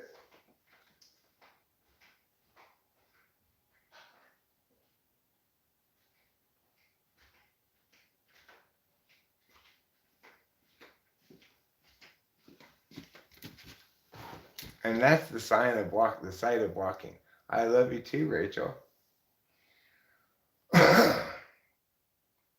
Because you're made out of sweetness and tenderness and the tender love of my heart. And you are a wonderful lady, and I hope we never apart. Wonderful lady, Rachel Strauss. I like that you changed your name to Rachel Strauss. That's because you're my wife.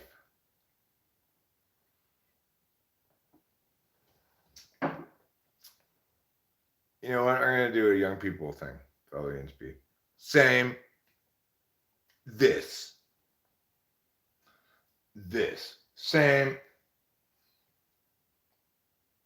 The first time I saw this, I was like, that, those, these? What is relative pronoun day? You know? But now I understand it means this thing is where it's at. This right here. It just gets me right in the knickers. That's what they mean by it.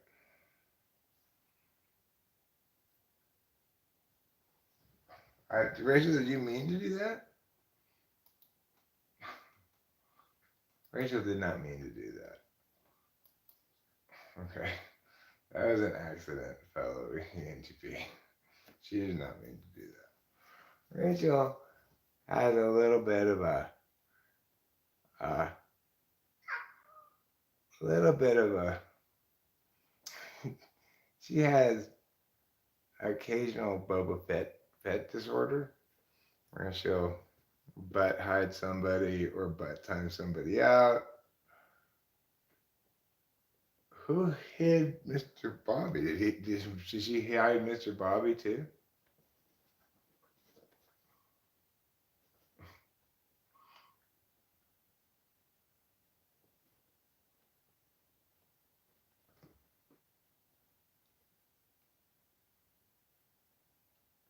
Oh, thank you.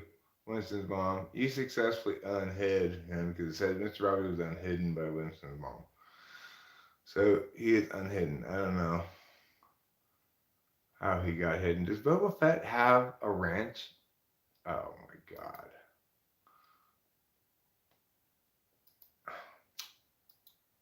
God damn it. He asked for a ranch the other night. I forgot to take it away. And then now here he is pulling his shit.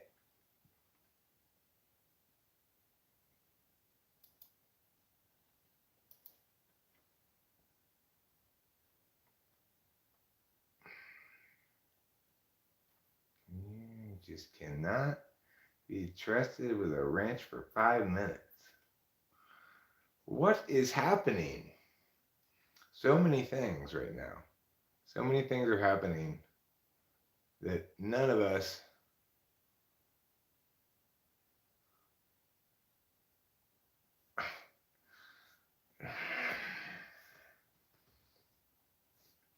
I have a theory, Mr. Bobby. A little bit of making C's with his hand, starting with thumbs up, starting with this and then making a C.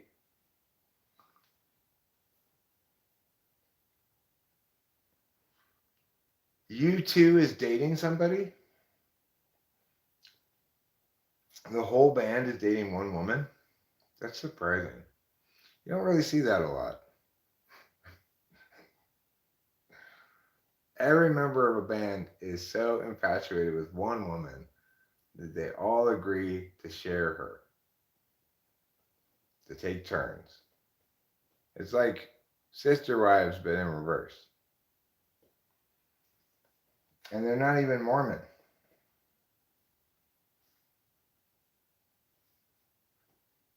It's just that, well, it's Sally Struthers is who it is. U2 and the boys are just all really that into Sally Struthers.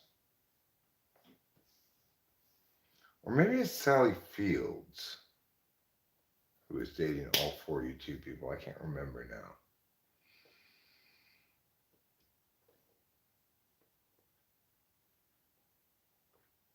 Well, I'll tell you what I'm doing, sort of, is waiting for 10 p.m. Because do we all know what happens at 10 p.m.? Or am I the only one who knows the exciting thing that happens at 10 p.m.? Who else besides me knows what exciting thing happens at 10 p.m.?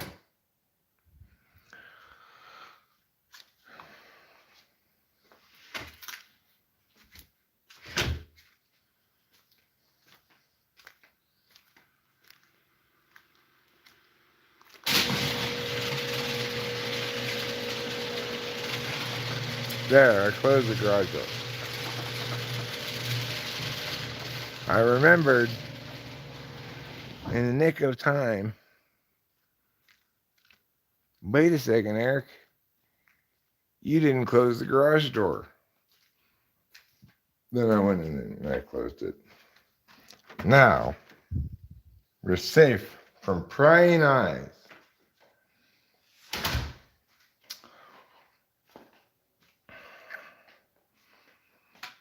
I made short ribs today in the crock pot. They smell to be about ready. Not a super long time ago, I had two sandwiches. I was gonna say very large sandwiches. No, I had two sandwiches, which comprised together one very large sandwich. Yes, Winston's mom got it right. It is the World Cup. The Women's World Cup resumes at 10 p.m. tonight. And I will look up right now so that I can tell you exactly which teams are playing. I was a day late, so I missed the first two games of the competition. I missed New Zealand's game and Australia's game. And I think I missed the third game too before I started watching it. But since then, I've watched every single game. Now, tomorrow, or tonight here, tomorrow on the East Coast, but tonight, it's Saturday, 10 p.m., Sweden versus South Africa. That should be an interesting matchup. Sweden obviously expected to win that one. Then at 12:30 a.m., midnight 30 p.m., it's the Netherlands versus Portugal. That should be a pretty even matchup, I would guess. Like, I don't know what their world rankings are. Let me see what it says here. The last time they competed was July 13th, 2022, in the UEFA Women's European Championships, and the Netherlands beat Portugal 3-2. It doesn't have a full breakdown of this matchup, really.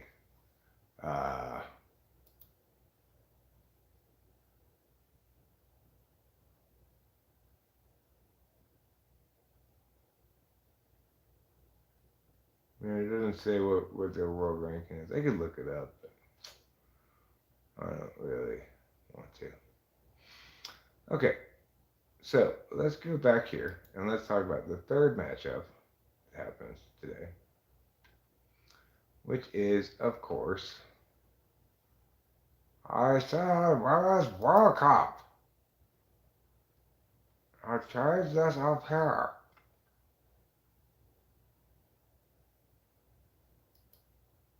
There. July 23rd. Okay, so the third matchup is France versus Jamaica. That's going to be probably a blowout, I would guess. But, there's been more parity this year than in previous years. Generally speaking, the European squads are stronger than the African squads. But Nigeria, earlier in the tournament, held, who was it? They tied somebody pretty good. Who did they tie? Why won't it show me? Okay, there. It won't show me the past ones. It's unfortunate. On the 24th, we've got Italy versus Argentina. That should be a good game. Germany versus Morocco. Germany's one of the favorites in the tournament. As in the men's game, their women's team is strong. Then you got Brazil versus Panama. I'd expect Brazil to be better than Panama, but I'm not really sure how strong the Brazilian women's team is. Then you got Korea versus Colombia. That should be an interesting match. Now, Japan is looking like the strongest squad in this year's World Cup. They, so far, because they just hammered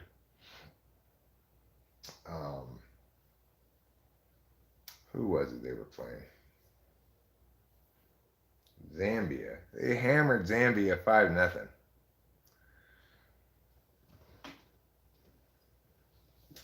And it could easily have been like 7-0 or 8-0. They just barely were offside on at least 2 or 3 goals. So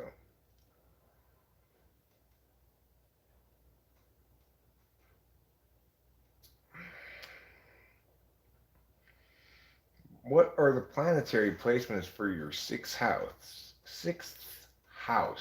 and for my sixth house? Well, I don't know. What? Zambia? Zambia are terrible? I mean, they have this lady named Barbara something who Winston's mom was saying the other day was disqualified from previous competitions for having testosterone levels that were too high. And she was cleared for this competition. It makes you wonder what's going on with that. But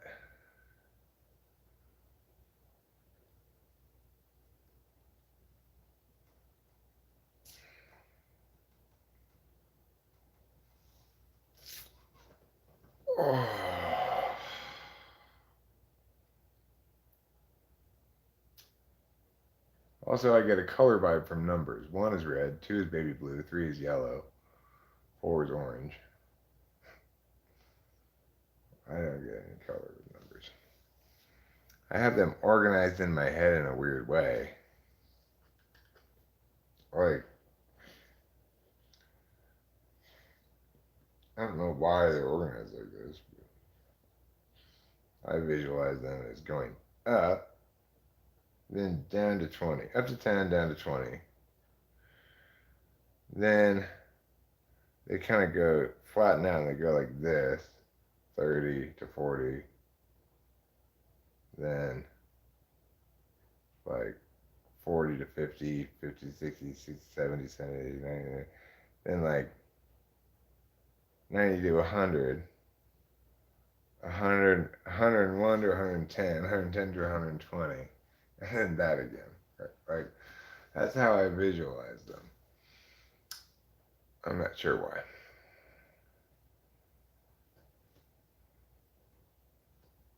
But I don't have any color associations with those numbers.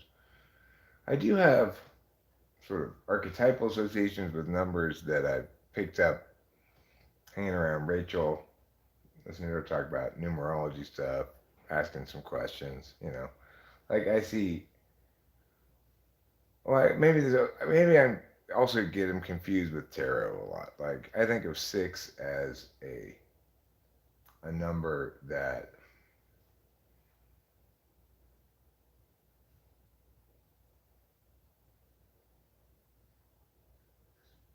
I don't know. Or like six is a number I don't know very well. Like 6 of cups, I'm not sure what that one is. 6 of rods, I'm not really sure. 6 of pentacles, I don't know. I don't know what the major arcana is 6, and I don't know what any of the minor arcana 6s mean. I can think of right now. I can think of cups, pentacles, swords, or rods. 7, I know 7 of swords is deceit, but I think of it as being a positive card for people who are weak in their subjective attentional manners because it's a card about you prioritizing your own interests. Other 7, I know 7 of cups is like too many choices. 7 of sticks, I'm not sure what that one is. So like 6 and 7 are kind of iffy numbers. 8 and 9 as well. But like 1, I know is the magician. It's also a fresh start, fresh idea, fresh emotion, fresh enterprise, fresh creative endeavor. 2, I know the 2s pretty well. 2 of swords is like, have to choose between meow and meow. 2 of cups is soulmate card. 2 of sticks is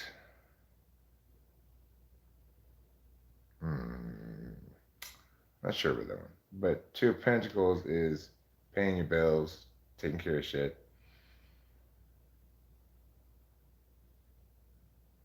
So it's like 2 is a number that links to things being in balance in some way. Complements to each other. 1 is about the individual's will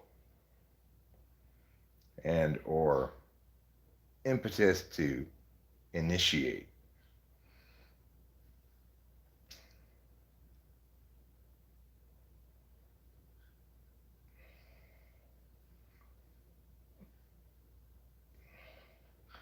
I don't see the funny in it either, Bobby. I don't like it. It makes me annoyed that I have to be that diligent about not giving him a wrench.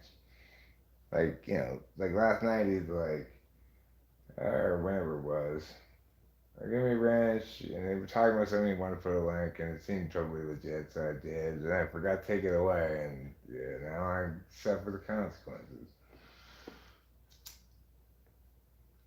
Well, sometimes that's how life is. It don't go the way you expect. It's like a Cock-a-bocklets. Very confusing. Life is like a cock-a-bocklets. Very confusing. But you know what's not confusing? This crock pot meal that I like to call slow braised short ribs. I just leave it go for a while longer. I put a lot of liquid in there. Been cooking all day, but I had those sandwiches as I was mentioning earlier, so that helps me to not require food right this second. I could probably eat another little something. I don't remember exactly when that was. It was after I got back from the supermarket. So it couldn't have been any longer ago than like 4 p.m., 5 p.m.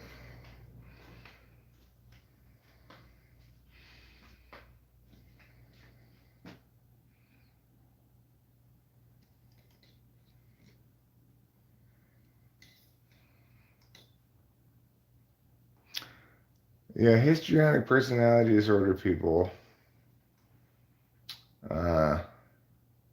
apparently try to seduce other people's partners. But as I've been reassuring Rachel, I'm not seducible. There's no way anybody could seduce me away from Rachel. It's impossible. Inconceivable, impossible. No way in a billion years would it ever happen.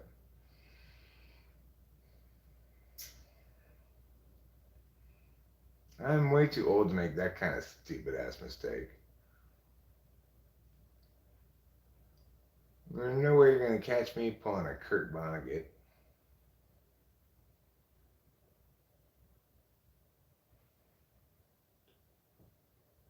Yeah, they want everything to be about them. They don't like to see someone else be genuinely happy. It makes them feel like somehow they look shitty by comparison or something. So, those people don't ever try this shit with me. Anyway. Because, you know, I have been called by some people in the past, on occasion, intimidating.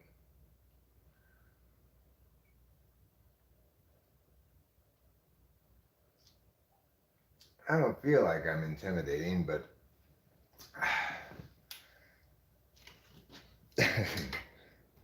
if your plan is to try to seduce me, you should be intimidated because I'm going to hand you your ass. It's disrespectful to my precious angel Rachel. I'd never tolerate such a thing. You can disrespect me.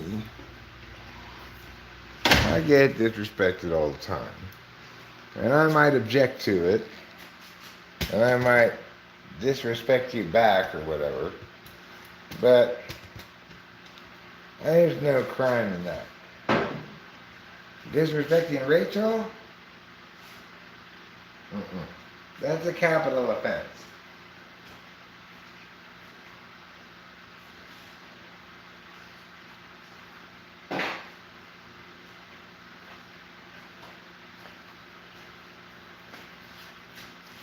Attacking Rachel, disrespecting her, trying to shit on her, or troll her, or whatever. No, none of that is tolerated. It's gonna happen because people hate me and they want to get me, and they can't get me in the way they want to, so they try to get me by getting Rachel. But they will immediately be banned for life. Because that's not acceptable. Rachel didn't do anything. She's not the one you're mad at.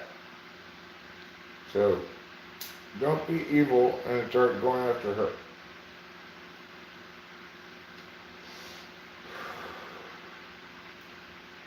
You know, Have a little bit of character. Just a teeny sliver of character.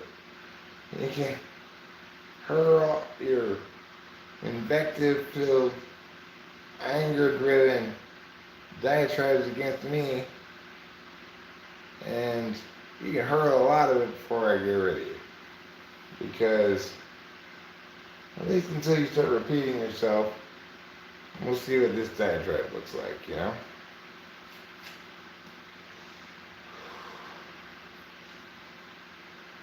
But if you're so mad that you forget how to be a decent human being and decide to attack Rachel, who is the least deserving person of attack in the world, then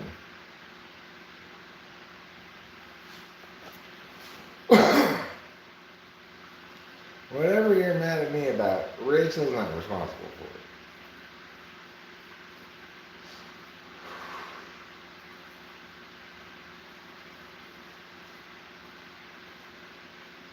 You know, she tries so hard to stay out of any and all controversy.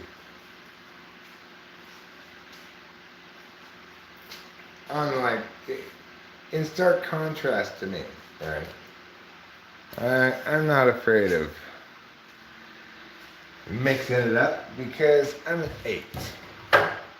I'm perfectly comfortable with being mad at you, yelling at you, scolding you, negating what you're saying, all that kind of stuff. That's the beauty of Effie Child. I don't have very nuanced F equals. I just don't want you to think you won that argument if you didn't, you know? Or I don't want you to think that yours is a legitimate position if it's not.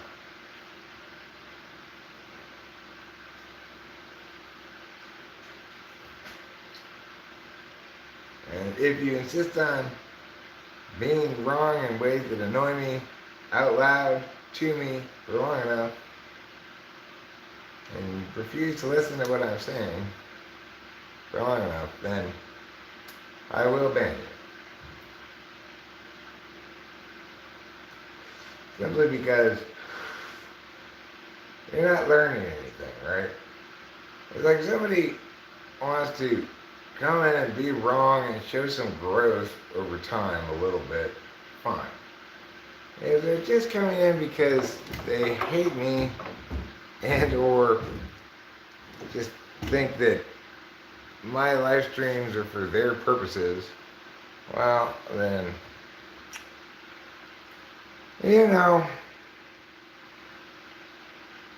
I end up banning them. Because I used to be, when I first started the channel, I was much more like protective of free expression. But what that taught me is that free expression is only positively enabled in a moderated environment. That in fact, there are plenty of people whose sole purpose of their discourse is to destroy an environment that allows people to engage in reasonable discourse. And so those people you simply have to ban because otherwise you're letting them hijack your thing, you know, for no reason. It's not like they have any free speech rights here. It's not their channel. So if they want to exercise their free speech rights, they can do that on their channel. I happen to enable comments, but I'm empowered to delete them if I want to. I almost never do. Almost never. It's got to be just...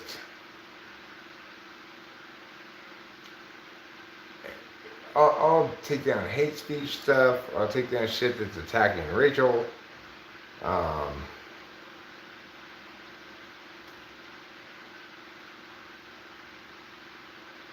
But, you know, by and large, I leave every comment up. It's rare these days that I see a comment that doesn't meet my standard for acceptable. You know, it just has to not be hateful, awful, horrible garbage, you know.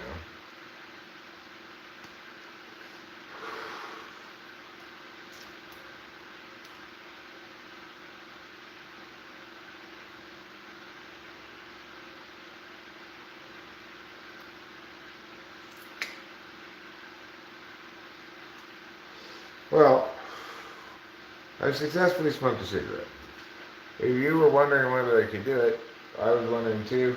It looks like the answer is yes, I could. I could and I did. And I think I might be due for some kind of award, actually. I think I may have met the criteria for an award. And if so, I definitely want to get it. I don't know if it could be a statuette, it could be a plaque, I'm not sure. Could be a trophy.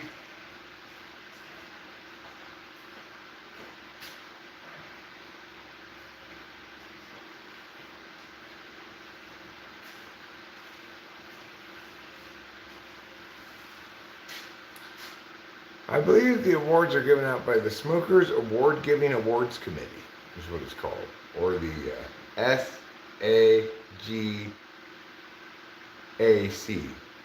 SAGAC, as it's known. Every year, SAGAC gives out important plaques and trophies to smokers all over the country who show special achievement in the field of smoking, as I just did.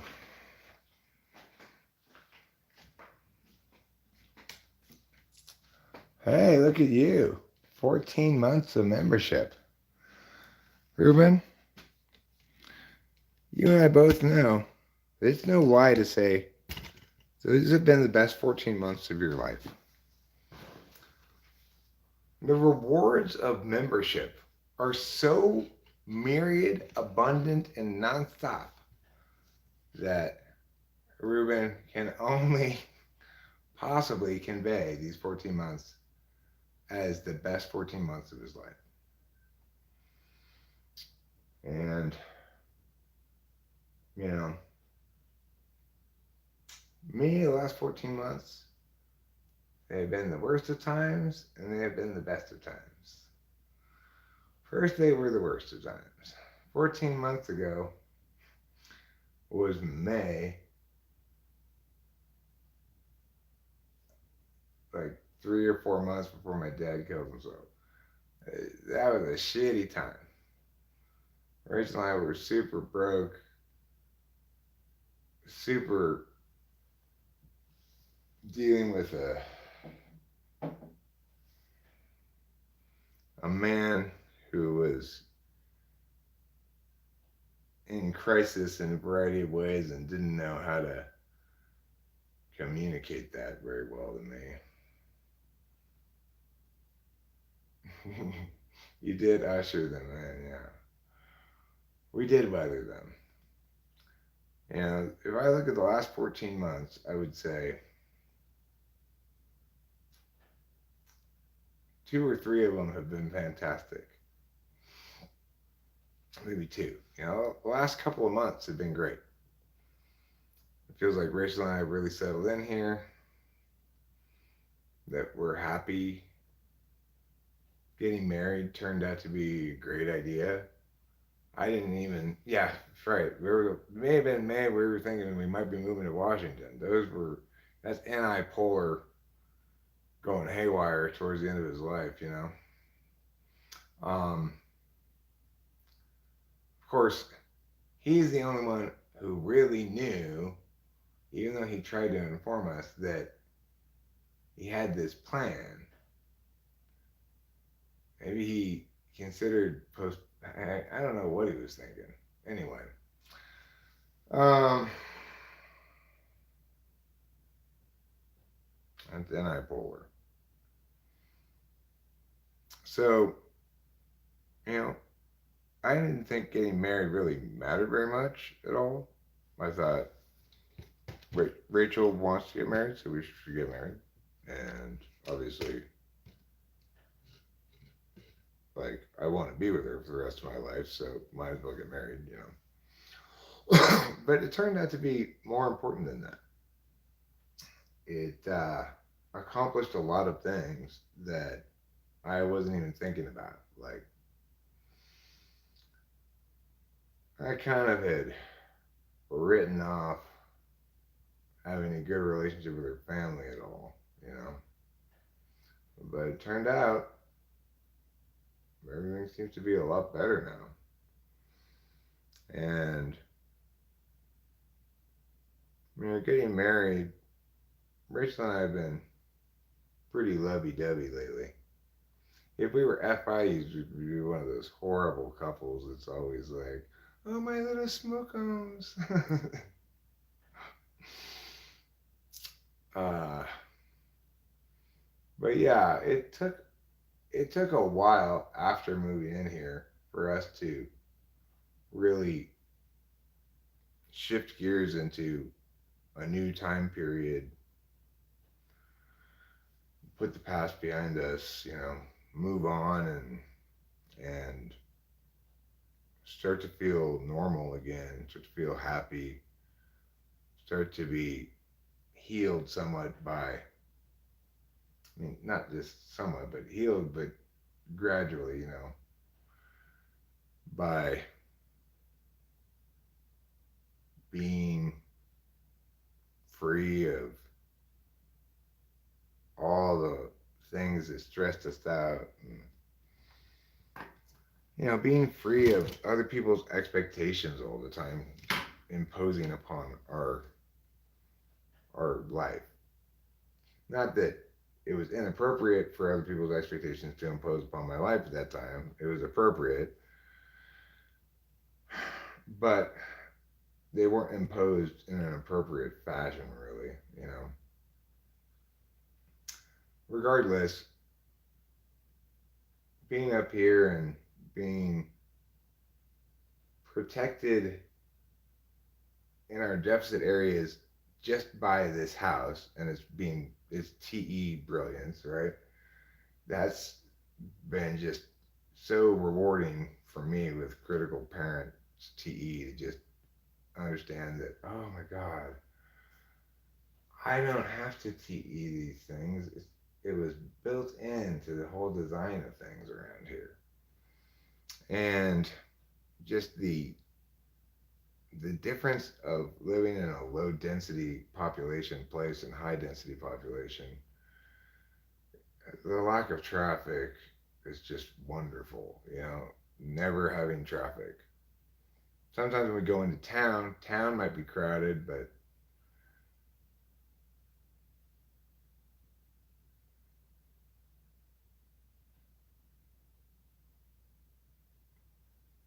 it was definitely me. Eric deserved an award, and that was my award to Eric. I'm confused. So you wrote the word congratulation? I don't know what's going on. No, I don't know what. Oh, I remember now what made me think of use the time frame 14 months was Ruben's been a member for 14 months. Yeah, it's been the most dramatic year of my life. You can just call it a year, you know. Go back to late July last year. We were 3 weeks out from Dad calling it quits, and I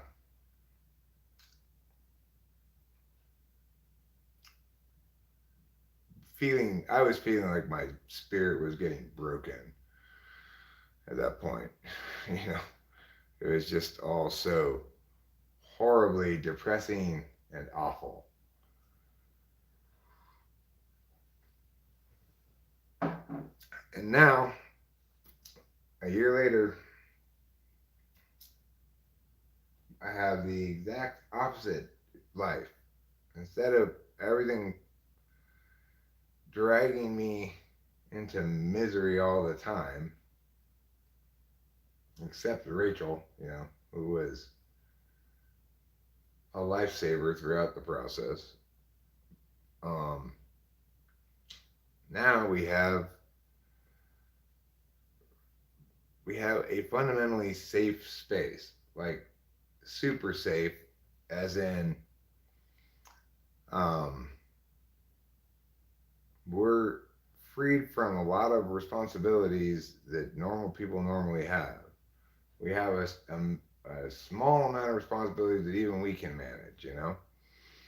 And, uh, and we've never been empowered to live like we want before, like almost nobody is. So it's taken a while to get accustomed to that. That, like, oh, well, we don't really want that much, right? We just want to sometimes watch TV, sometimes live stream, sometimes clean the, we're into being homeowners now. So, like, we clean the house, we keep it nice. I try to, Rachel tries to. We do a little bit of those kind of things. Um, and then, this period of time we're entering now where we're just going to have to get used to the idea that, okay, we don't need to be playing any defense, proactive defense or otherwise. We're not under any attack.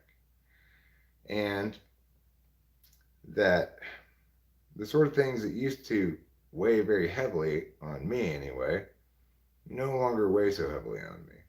I'm not stressing about whether I paid these bills. We just get them paid. Like, I took the PG&E bill to town today when I went to town and dropped it in the mailbox because I had forgotten to drop it in the mailbox last time I went to town. Straightforward enough. No big deal. Right? Pay this bill, pay that bill, whatever. Not a big deal. And of course, the main reason is because now we're not broke.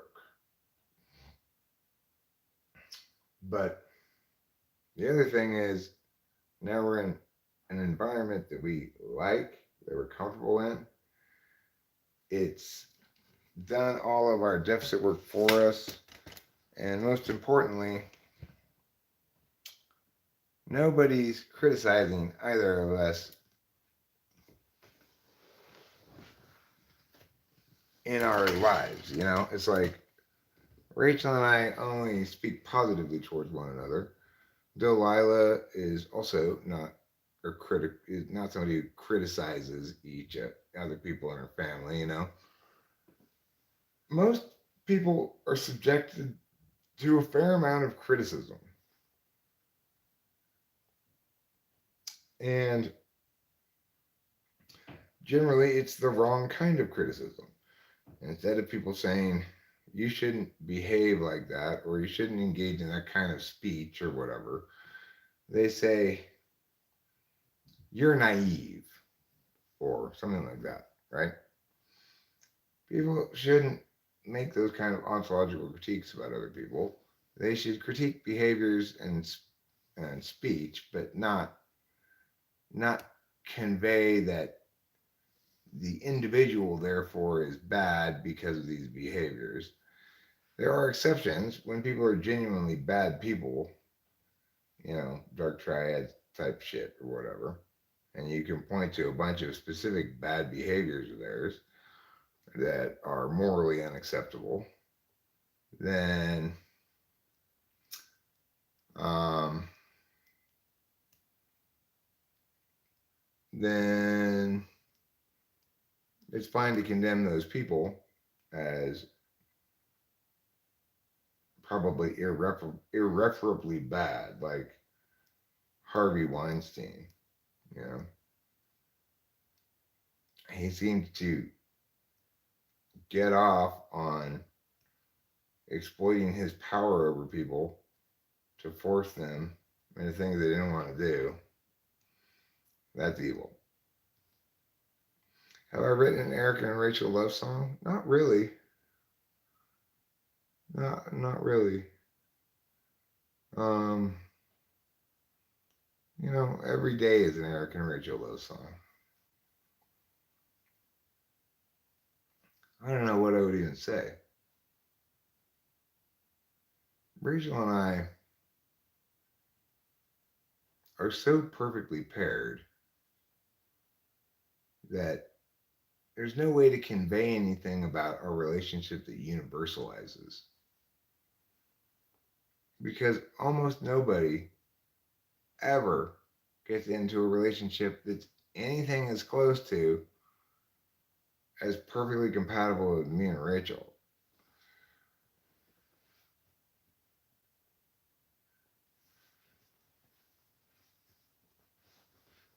We're both good at being in relationships.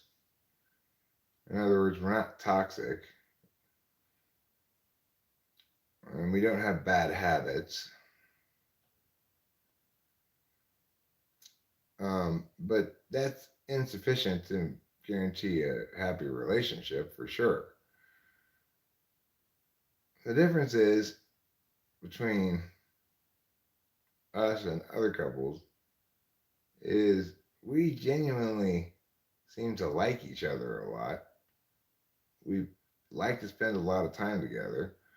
Right now, we're not together in the same room, but Rachel's listening to the live stream in the bedroom and chatting. So we're as together as we can be, regardless. And, you know, like,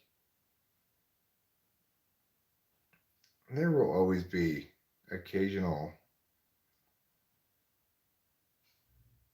like, challenges of some sort, maybe.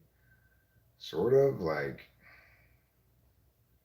if I'm in a grumpy mood or something, I might ill advisedly snap at Rachel every once in a while.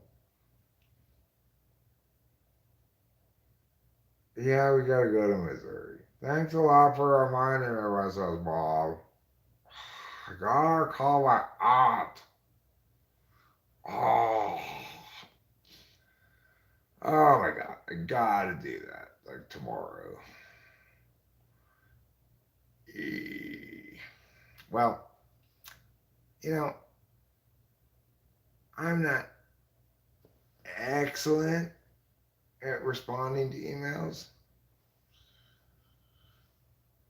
Somewhat less than spectacular at it.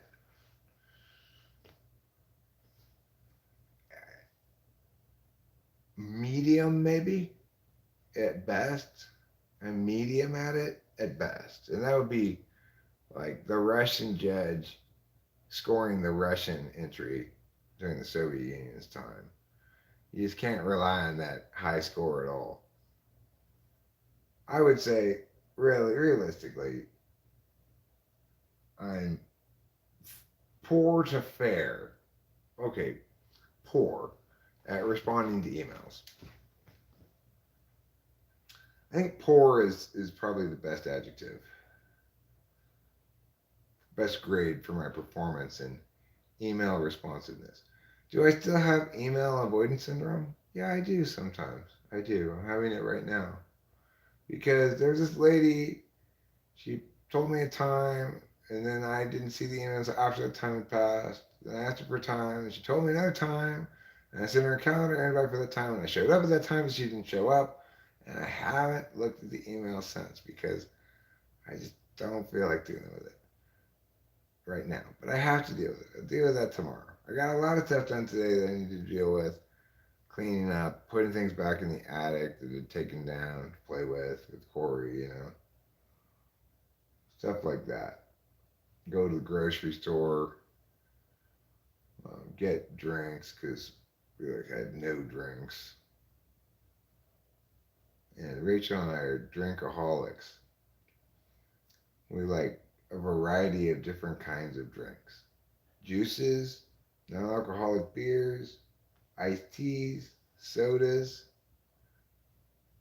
bottled waters. We need a variety of different drinks. For quite some time, I foolishly thought that Rachel and I didn't need to get bottled water. The water here is delicious. Why don't we just drink it out of the tap? Because, Eric, That's not how you operate. You don't drink tap water because you don't like cups. You want your cup to always be a disposable thing. The only time you'll use a cup is when you make soda because you have to put that on ice or else it's not that good.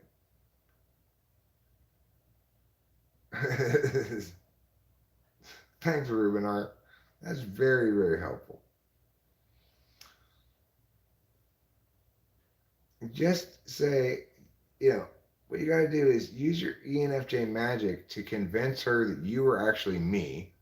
You've just put on a little weight, started a fitness and youth program to make yourself look younger and fitter, and you gotten a little shorter than me, than because of old age, but you're actually me. And she'll be like, wow, you look so much better than you have ever looked before, Eric. And you'll say, yeah, well, it's because I took some beauty tips from our friends at Oil of Olay.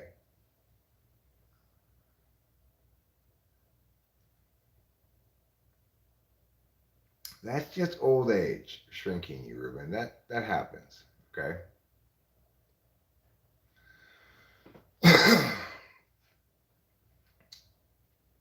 I'm sure with your ENFJ magic, you can sell her on the fact that you're me. Just do your best host Eric imitation. Like, I mean, how can they even say that when like that? That's a good host Eric imitation right there. Cause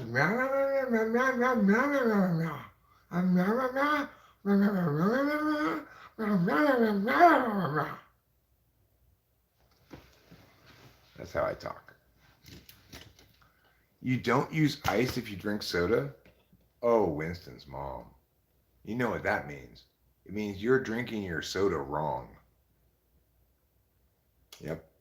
There's a right way to drink soda. Number one, never, ever, ever, ever, ever drink diet soda. Number two, when you're not feeling too lazy, always pour it over ice. It's way better than not pour it over ice. It's true of all sodas, and not necessarily of other beverages, but always true of sodas. You can take that one to the bank. There's no soda that's not better on ice. Now, you might say, what about club soda, Eric? Well, I did have a club soda straight from the can today. I don't know if the club soda would have been better on ice, but I don't consider club soda a soda. I consider it a water. So there you go.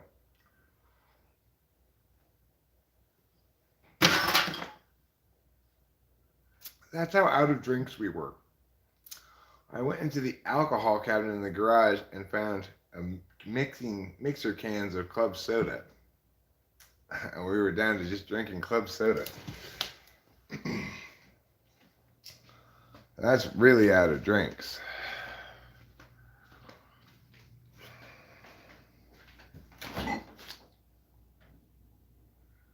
And then the greatest tragedy I ever saw fell down on my angry maw. 'Cause we were totally out of drinks. And what do you think that makes you think? It makes you think, where are the drinks? I'm gonna open one of these. It's a special occasion, I guess. Martinelli's pear cider. I was like, pear cider? What? I've never seen Martinelli's pear cider before. I'm gonna have to get that. And I did. I additionally got this jar or whatever it is of Honeycrisp apple juice. Yes, it's much more expensive than regular apple juice, but it's so good. it tastes like an apple coming in your mouth. If apples came in your mouth, it would taste like that Honey Crisp juice.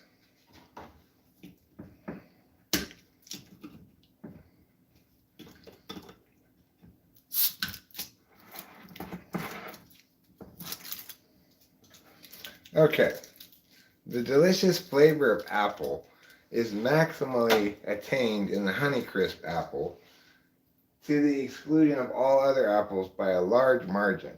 It's a much preferable apple to every alternative apple you could eat. So what I'm going to do right now, actually, speaking of eating, is that dog on or what? Yes, it's done, Tiffany. It's been cooking all day long. Well, you're not turning it off, love. Okay, I will turn it off for now. I can heat it back up again later. I'm not quite ready to dig into a big bowl of soupy, potatoey, carroty, short ribby mess. So I think I'll just go out to the garage with this bottle of pear cider. Martinelli's sparkling pear cider. And the accompanying shroud of darkness. Oh wait, there. I banished the darkness. You're welcome. Could you please banish the darkness for us? We're scared. I'm going to do you one better than banishing the darkness. I'm going to turn off the fan so it's not so much noise pollution. I'll be right back.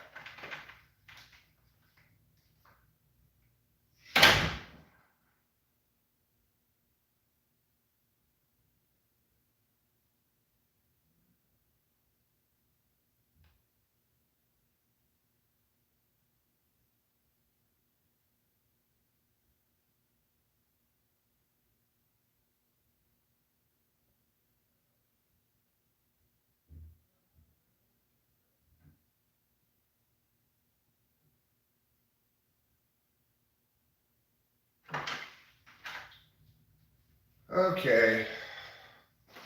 I'm afraid I'm going to have to borrow an expression from down under at this point and say crikey. I think you probably know why. Something very terrible has happened.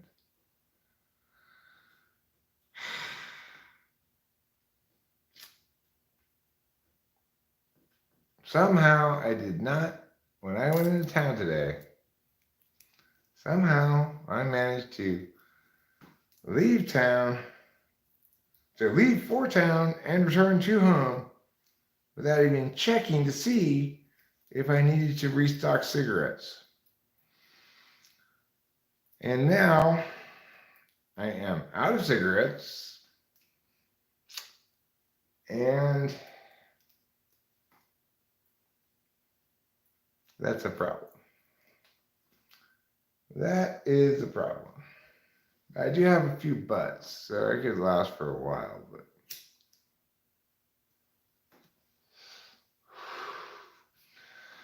that was a big TE mistake, Eric, because it's like, by forgetting cigarettes, I bought myself,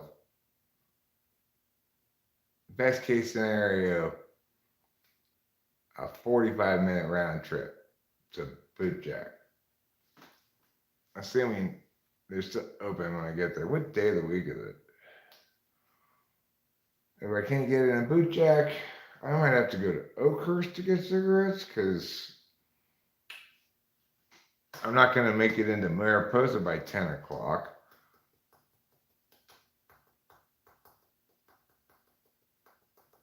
I'm not sure what's open till 11. I might have to go right now. I can make it to Boot Jack before 10.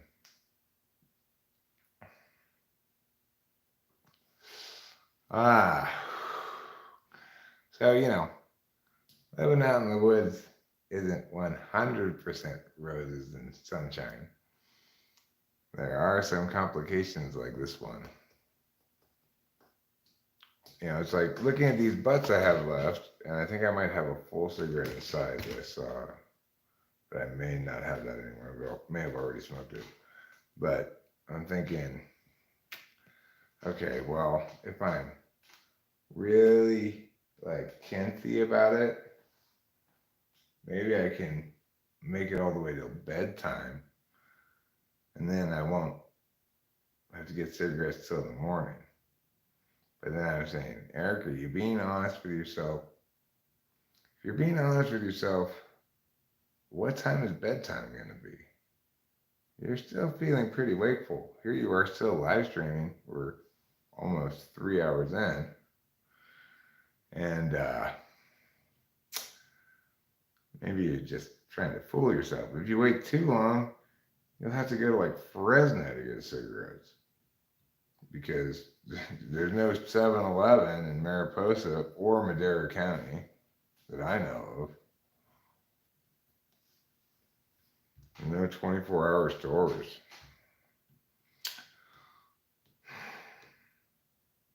Obviously, I don't want to go to Fresno to get cigarettes. I guess I could go to the casino to get cigarettes. They're open 24 hours. They do have cigarettes. But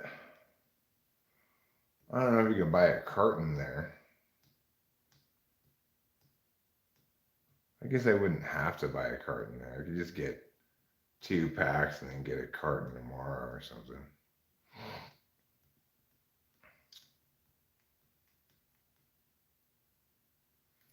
Anyway, these are the troubles I've gotten myself into now by not getting cigarettes earlier. Now I am up fucked creek without a paddle.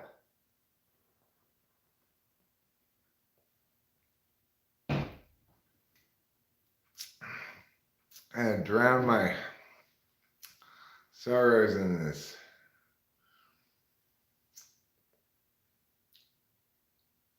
bubbly bottle of pear cider.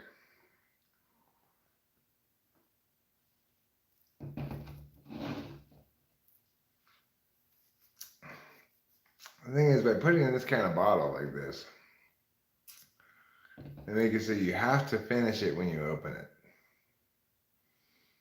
You can't let it sit around. You just have to drink this whole bottle of pear cider. It's pretty good.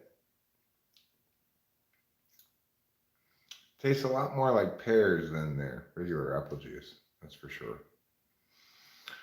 What, you're going to smoke another bud already and there's so few of them? Eric, that's being wasteful. Well, that's what I'm saying. I'm going to probably have to go out to get cigarettes pretty soon. To drive in the car. Okay, I made it. Just in time before boot shop closes. I can make it in time before boot shop closes. I don't want to, though. I don't want to go drive out there to do that. Well, sometimes, Eric, you have to do things you don't want to do. This is one of those times.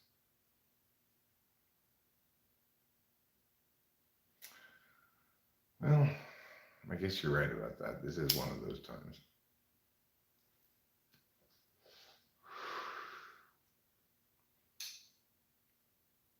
So I'm just gonna smoke this bud here. I have my jacket on inside the house because we've got the air conditioning down pretty low. I'm trying to make it comfortable for Rachel to sleep. She's stressing about not sleeping because she knows how lack of sleep impacts her in certain negative ways. And the thing I think maybe she should remember is that wait for all the Adderall to get out of your system before you panic too much about not being able to sleep.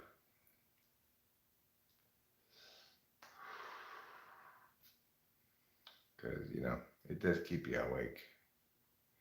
It's one of the side effects of it. I don't know if you'd call that a side effect, really. One of the main effects of it.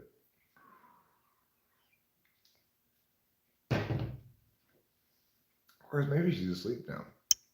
I was surprised when I went in the bedroom to look for my cigarettes to discover that she's actually not in the bedroom. She was upstairs, I guess. Well, what I did today was I closed a lot of the vents that are in rooms that we don't use, so that yeah, so let it clear the system and catch up on sleep until you feel comfortable with your amount of sleep, and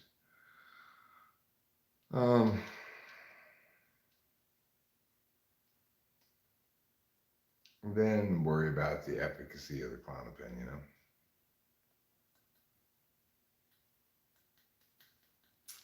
because I know I haven't gotten much sleep the last couple of nights. And it's not because I have bipolar mania.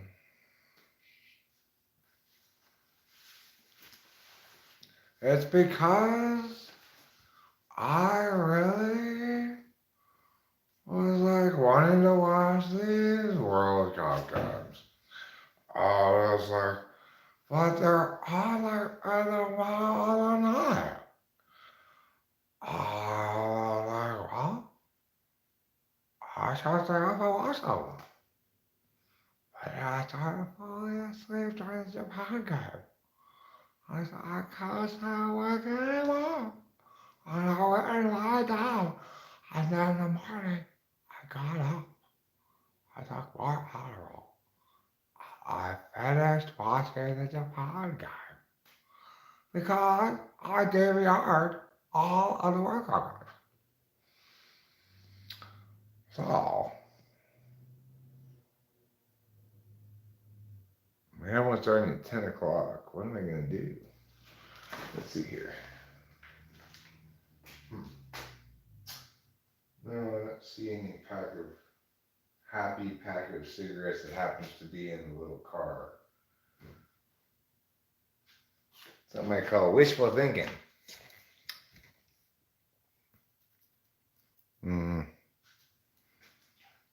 Might there be I bet there is like a pack of cigarettes in a jacket pocket or something somewhere. If I look around, I could probably find it. Let me look a little bit. See what I see. Maybe I can find a sneaky way to snatch victory from the jaws of defeat. No cigarettes up there.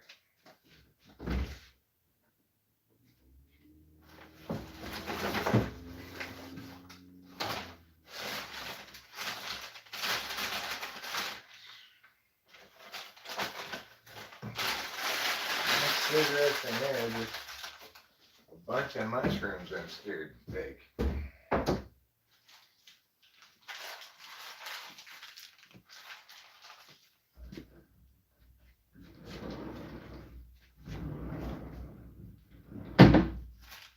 Right, so like maybe the jacket I wore at the wedding.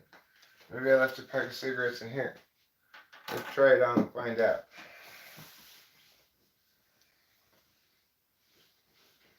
Well, because this didn't even have working pockets. I remember now. I just had this one working pocket. Ah, well, I found my albuterol. That's good.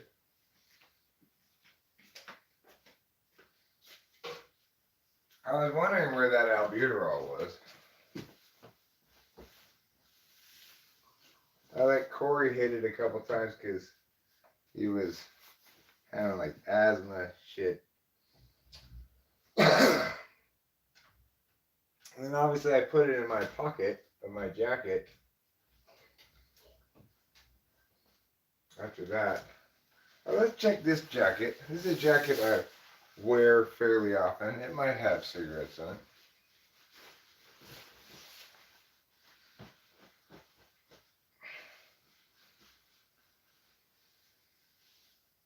No. How about this one? No. What about this one? Does it have any cigarettes in it? No. No cigarettes there either. Well, that's not the last jacket. There's more jackets still. So don't give up hope yet.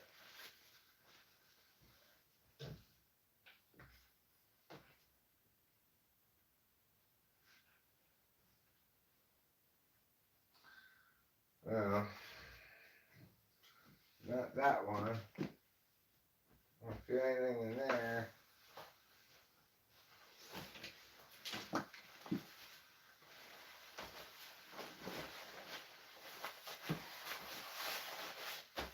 No. Huh. Well, where else might I discover hidden cigarettes? Let me think. Maybe in the car. That's a place where one might discover hidden cigarettes. In the car. Good answer. Good answer. Survey says. Let's go look in the car and find out what the survey says. Let me look over here first, too. This is a general cigarette area. I'm pretty sure there are no packs over here, but it's a place where a pack might be.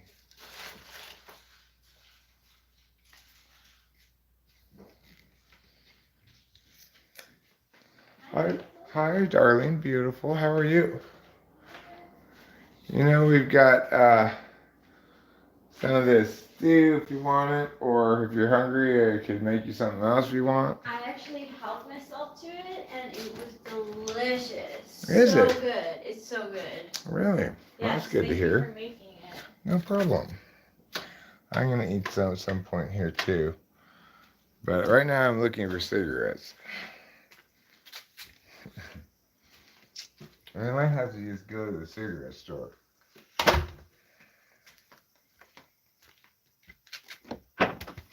Okay. Can I find a hidden pack of cigarettes in the car? Let's see.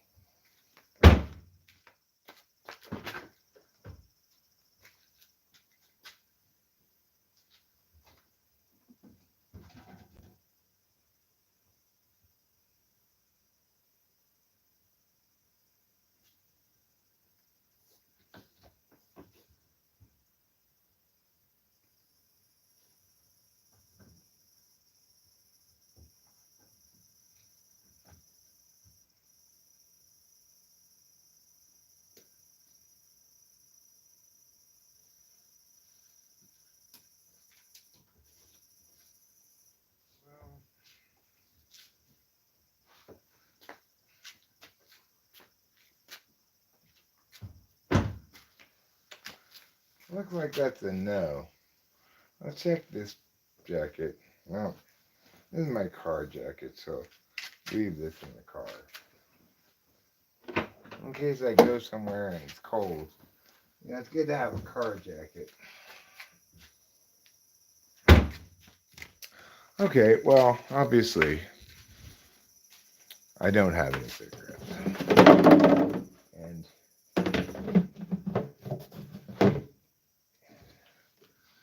wishing it were otherwise will not make it so.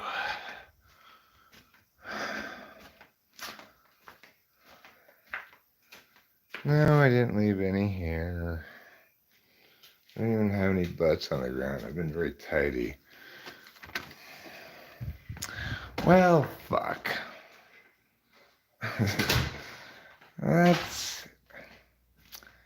Isn't that a kick in the ass, huh? All right. Well, then I'm going to ask for a couple of cigarettes. And they probably, even if they smoke, they probably don't smoke my brand. So, I mean, they might. Marlboro Reds are very popular, but I don't think the neighbors smoke. I don't think they like me either, so there's another problem with that. All right, I'm gonna have to end the stream. I have to go get cigarettes. There's nothing I can do about that. Sorry, everybody. See you later.